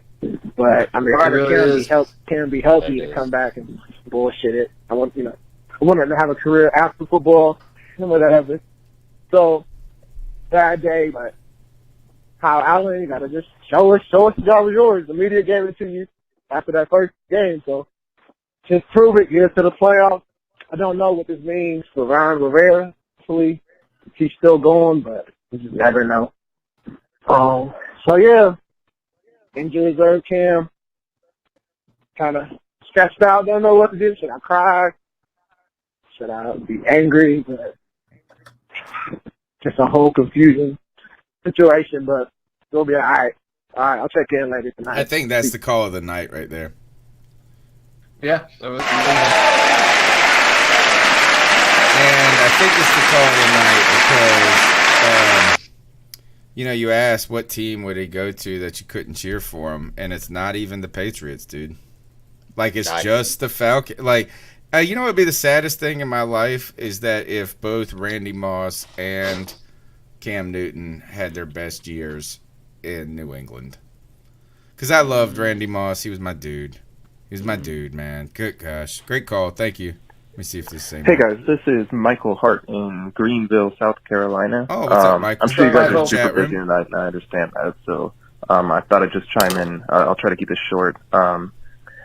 this whole everything we've been talking about, it seems to have divided the fan base a good bit. I've never seen anything like this before with our fan base, but I'm on the here. keep Cam train. I'd like to think the majority of the fan base is, but for those who aren't, it almost seems like people have forgotten what healthy Cam can do and what he's done for us. We've only seen hurt Cam since that Pittsburgh game, and it's like people just forgot what he did before that. Amen. And maybe part of that's his fault for playing through some injuries. He's competitive to a fault. That's who he is, and honestly, I kind of like that about him. And even though it's a little irresponsible in hindsight's 2020 or 50-50 or whatever, but we're only discussing this injured Cam. It seems like, and we're just assuming that he's not going to get healthy again. Why do we take a chance like that? We're never going to have another Cam. Like, this is it, and maybe. At the very least, he deserves one last shot. Just one more shot. Let's let him get healthy for next year, restructure whatever we have to with the contract. But his career kind of deserves a Hail Mary, if nothing else. You try to win a game at the end. 100%. It might not work, but it might get intercepted, or it might work. And at the very least, you don't want to take a knee and let him go out this way. This feels like Steve Smith all over again, where I wish we could have done it differently, and we have a chance to just let him go out on top, or at least have a chance to go out on top. He's given everything for this team, and if nothing else, I really think he deserves it. Let me know what you guys think. Thanks for taking my call. Keep pounding. Take it, Cody. I agree. Yeah, I mean, the Hail Mary, it's sad that it's even come to this. But yeah, man, that's what it is. I feel like a broken record, dude. After everything Cam Newton has done for the team, after he has shouldered the offense for years and had to make magic, yeah, Cam Newton deserves a chance to be healthy with these offensive weapons around him. I don't know what else to say. It needs to happen. He deserves a chance to prove that he is still the guy. And if it can't, then we're going to find out pretty soon, and we'll know that it's time to move on. But right now, we don't have enough evidence to know that it's time to move on. All right. Next call. What? Hey, guys. Josh from Mass. And, well, we've all heard it at this point. Cam's on IR. Probably done for the season, and honestly, I think even if there's been some of the rumblings, well, IR is 8 weeks, and 8 weeks is the start of the playoffs, and it's like, okay, so even if we do make the playoffs, do we really want to drag that man out there at that point? Who's to say what kind of shape he'll be in even after 8 weeks? I want to go out there. A lot of ways you could really interpret this. I think some of it is the staff deciding that maybe this season, despite the position we're in, we're 5-3. We're not a terrible team. We're not a great team. We're a middle of the road team. I think some of it could be that they're just deciding, let it roll with what we've got right now, and let's see what happens, as opposed to trying to bring Cam back or push him back. Maybe to take pressure off of them. And another side of it is I hate to say it, because I was at that last game in Charlotte that he played in, that Thursday nighter, and aside from the fact that he didn't look like himself, there was a vibe. There was a vibe to that game. A vibe that felt a whole lot like the game I went to last season, where it was Thomas Davis's last home game in a Panthers uniform. It was Ryan Khalil's last Panthers game.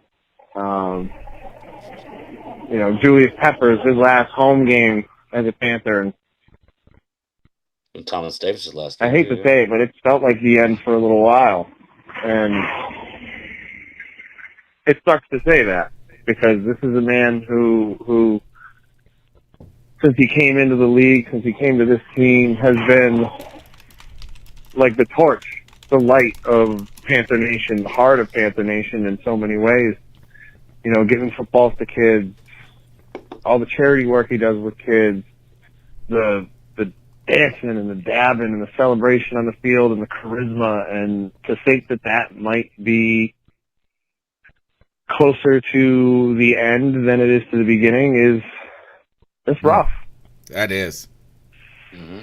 Here, It's here's real part. damn rough. I do want to comment on And, that. I think I'm he's running got out a of time. part. I'm too. going to call back. He calls back. Josh from Mass, thanks first of all for your support of the show always, and for being a great Panther fan. And I think that's been the hardest part for me, is to contemplate. I never really had to ever consider a Carolina Panthers team without Cam Newton for the last 10 years or 9 years or whatever, be technical about it. The last decade, I just assumed, and in fact, I said it before this season started, is I wouldn't mind if in 2044 Cam Newton was still our quarterback. So that's the sad part, is to think about someone who is so beloved and has meant so much to us just as fans, from where Cody's love of football is reinvigorated to, I bought his jersey before he played a down for the Carolina Panthers, who brought excitement to the team. And also, let's be honest, the only superstar Charlotte has ever had in any sport. Alonzo Mourning is close. Maybe Alonzo Mourning. But I can't think of a real superstar. Maybe Julius Peppers, but it's still hard to put him in the same excitement category as a Cam Newton and how much he's meant for a team. So if it is the end of an era, it's a sad, sad moment for a lot of us. And that's why we're so probably defensive of Cam. And you know what? We've been defending Cam since the beginning. Yep. That's what the irritating part about this is now it's time to have a real-ass conversation about Cam and his future. But we've been having this stupid effing conversation since 2011. With all... So why... Yeah. That's why we get defensive and irritated with the Cam haters, because they've been there even when he's been great. Or they shut the hell up. They be real quiet when Cam Newton's out there making things happen. But the first damn thing that goes, that errant pass, they're all out after him. And so that's why we're defensive and irritated, I think. Last call of the night. Yeah. Hey, Josh again. It's painful to think of it being the last hurrah. Like, this is it, because the last hurrah wasn't much of a hurrah. It's been kind of a season-long, to this point, car accident that's just going in slow motion, because we only get so much information. I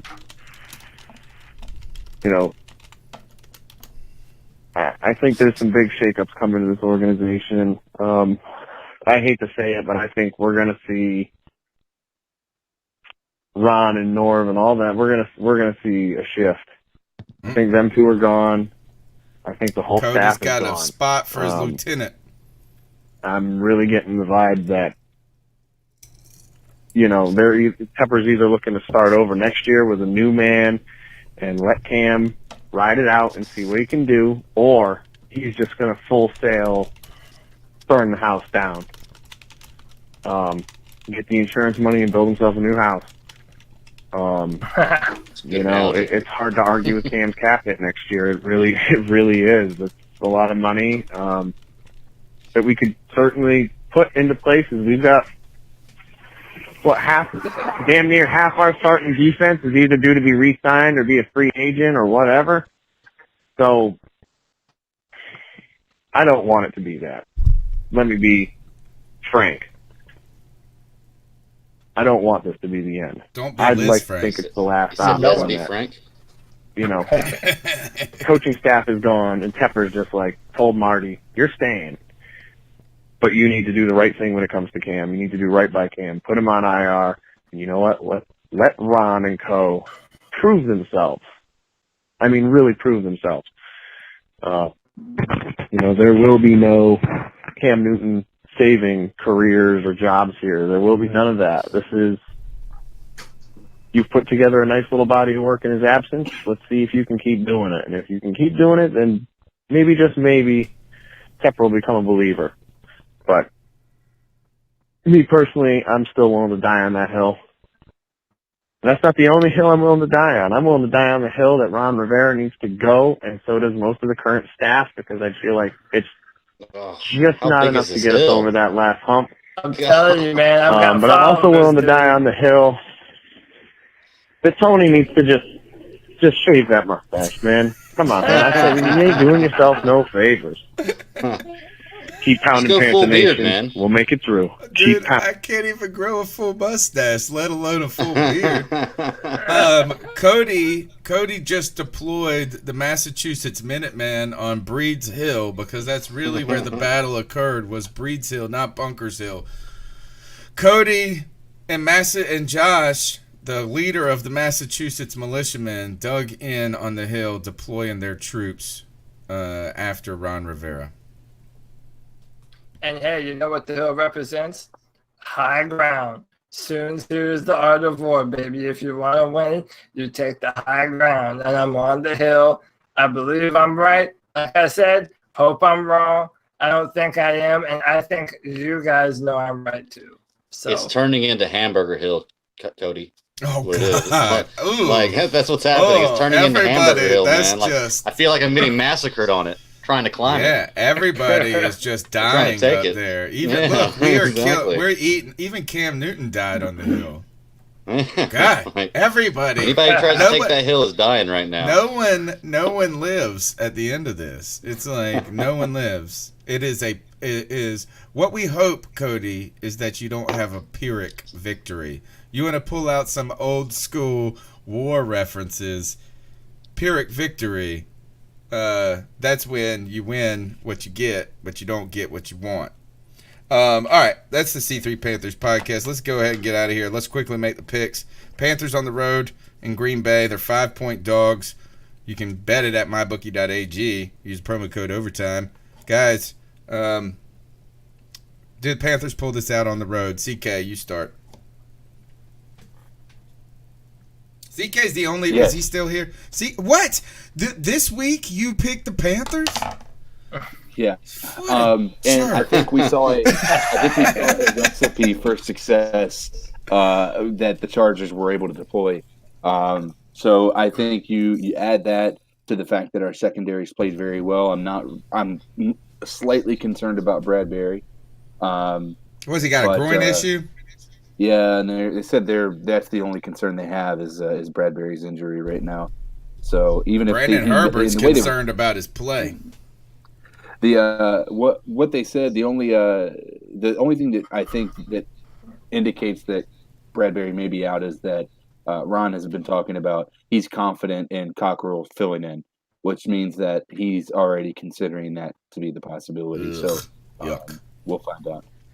But aside from that, if Bradbury's out, I think we could be in for a long day, because that mixed with our lack of a run defense and the fact that Aaron Jones is very deadly out of the backfield catching the ball as well, it can make for a long day. But right now, because we saw the method to get the win, I think the Panthers pull it out, not by much, but by 3 points. I'm going to say 28-25.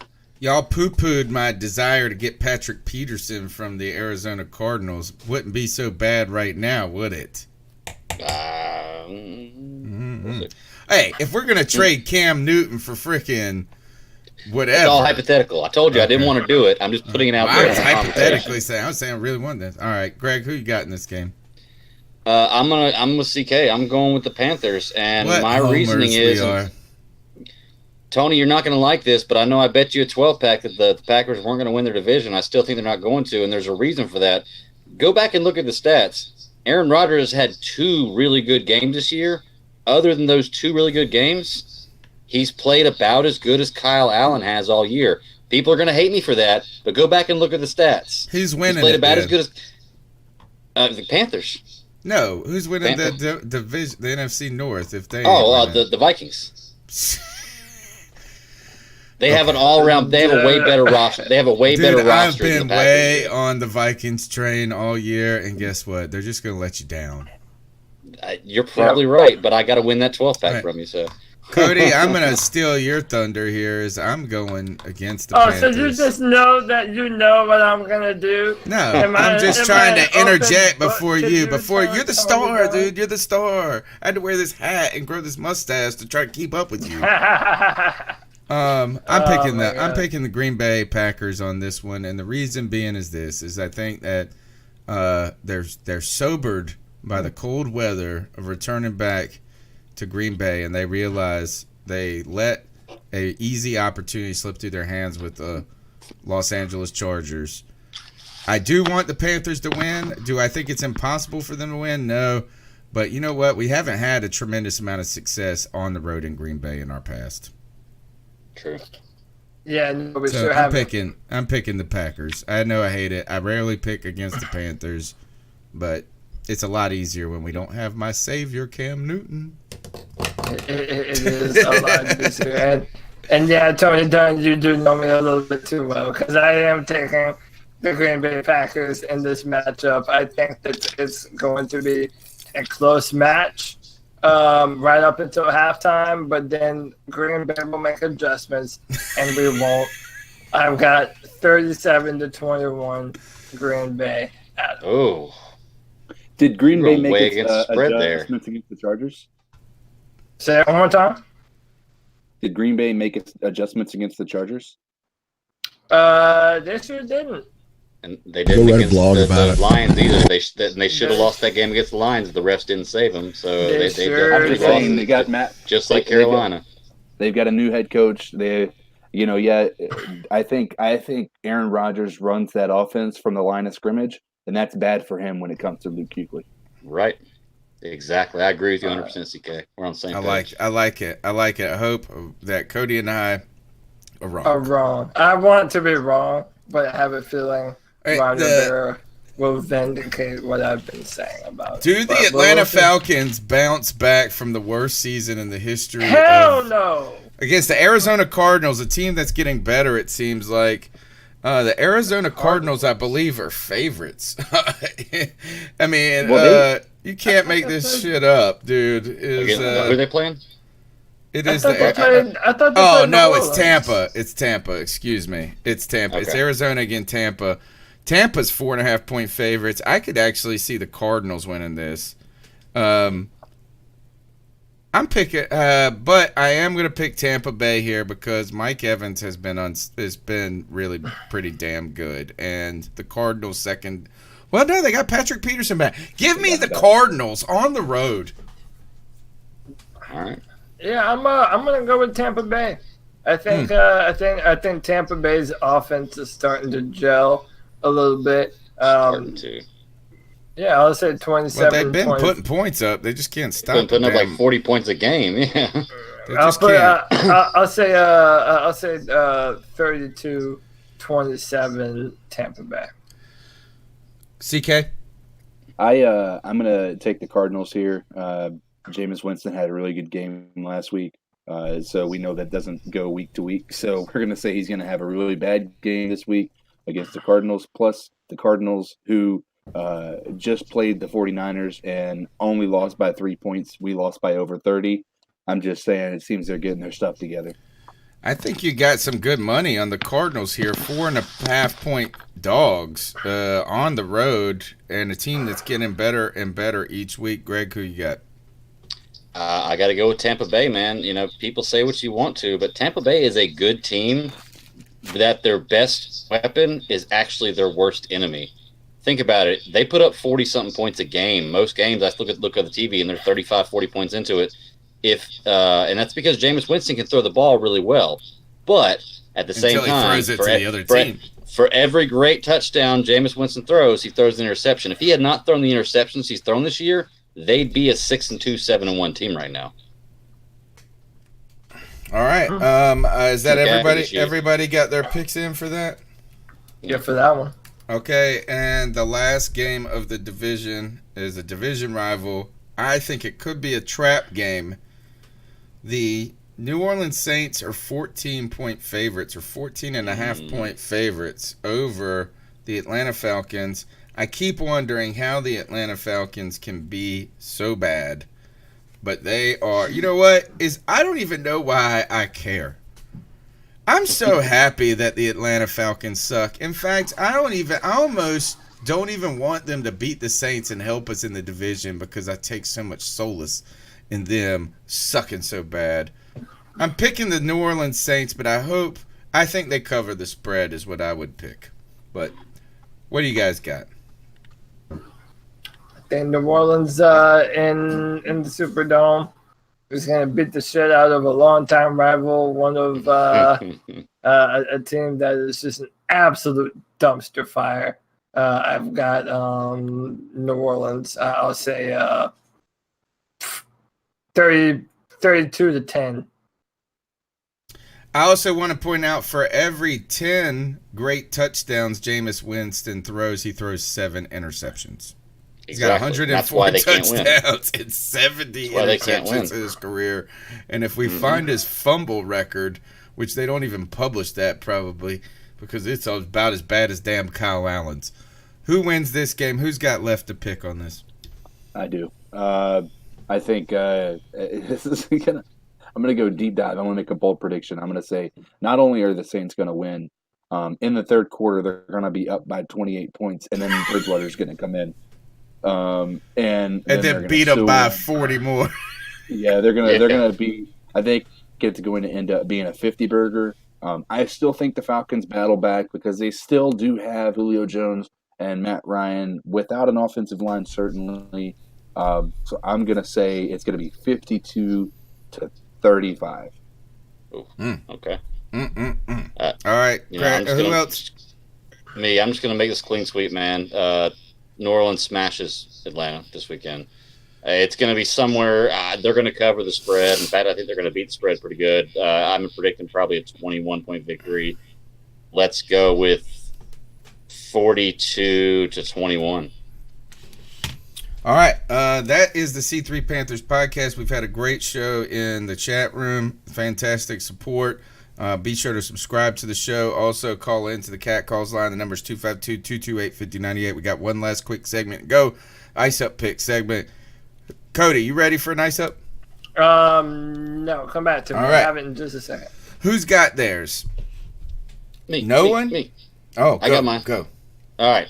I'm going political with this one, which is very odd for me because I usually don't like to talk politics. But I just want to put it out there that me saying this does not sway, or I don't want anybody to think that I am for one side or the other based on what I say here, because I'm not. But I'm icing up Joe Biden. I don't know if you guys saw this article the other day, but Joe Biden had a speech in Iowa where the entire speech he is facing the wrong direction. Shut up! Okay? Uncle Joe you have is to look so up the article. old. Yeah, Oh my God. he is facing the wrong direction, so the camera is looking at the back of his head the entire time, and C-SPAN continues to cut away from him to try to let him know. Look, man, if you're running for president of the United States, know what damn direction the camera is you're supposed to be talking into. That does not bode well for you. So to Joe Biden, I say ice up, man. I wanted to kind of ice up. I don't want to ice up Trump because it's just like a weekly ice up, I feel. Did you see the... that's low-hanging fruit, though, Yeah, man. did you see the Jimmy Kimmel clip where they mashed up the speeches between when we killed Osama bin Laden versus when we got this last dude, the baggy, whatever his name is? And it was like Trump had a 48-minute speech about it. And he also said that nobody ever gives me any credit. We came in through. They didn't go in through the front door. Or you expect them to go in. It was so ridiculous. My ice up pick though goes to these two cats that broke out of jail: Santos Fonseca and Jonathan Salazar. I don't know which one is which, to be honest. Maybe I can figure that out.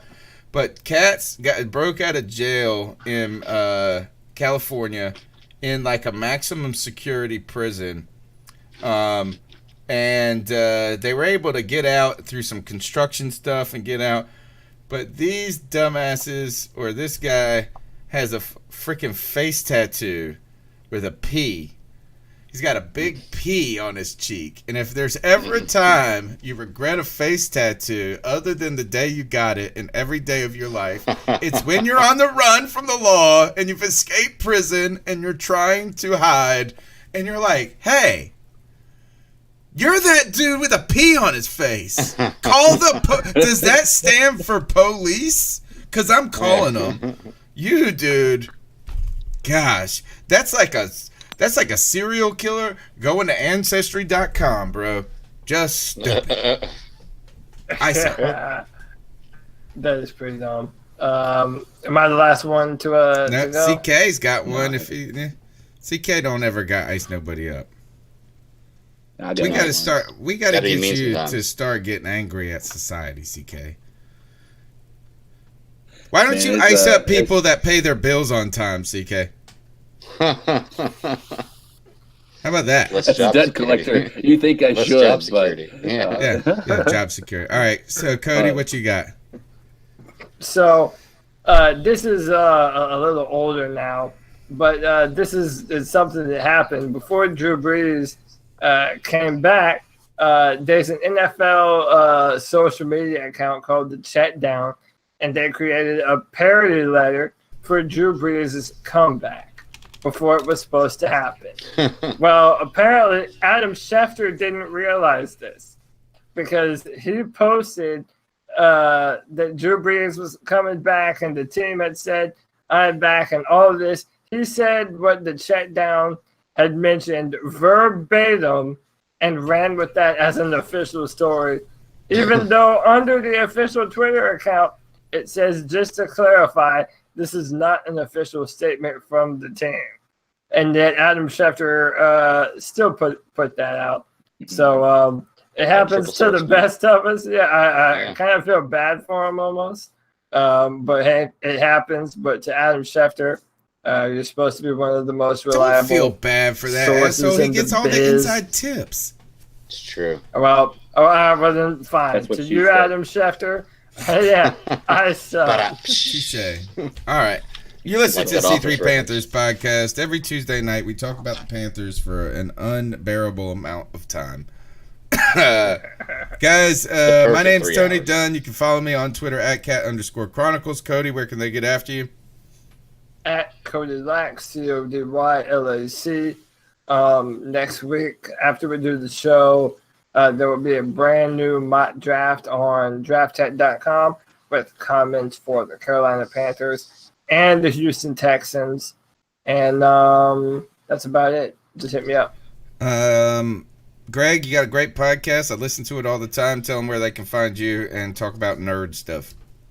Thank you, Tony. You can find me at the Bad Daddy 52 on Twitter, and you can also talk to me through my other show at SCS Podcast 1. It's the Super Civil Service Podcast. Hit me up. CK, I know that you've got the most ragingest Twitter account in the world. Oh, yeah. In fact, I'm about to check it right now. Where can they 100, right? So here's the thing. Today I came into the show with 99 followers, right? Yes! While we were talking to the guys over there at First and Goal or whatever it was, I followed them on Twitter. They immediately followed me back. I am officially over 100, boys. Yeah, 102. 102. Breaking that century mark. There we go. Give him the clap, Tony. At Codizzle Allen. At Codizzle Allen. There we go. All right, follow him. Look, we're gonna be at the game in a couple weeks. Guys, let's get the hell out of here. Peace and love. Hey, keep pounding, everybody. Thanks to all the people in the chat room who unbearably hang out with us till the end. Thank you. You guys are better than we are. You are so cool. Hey, what do you think the odds are that Cam Newton just happens to come by this? He watches every week, man. He told me.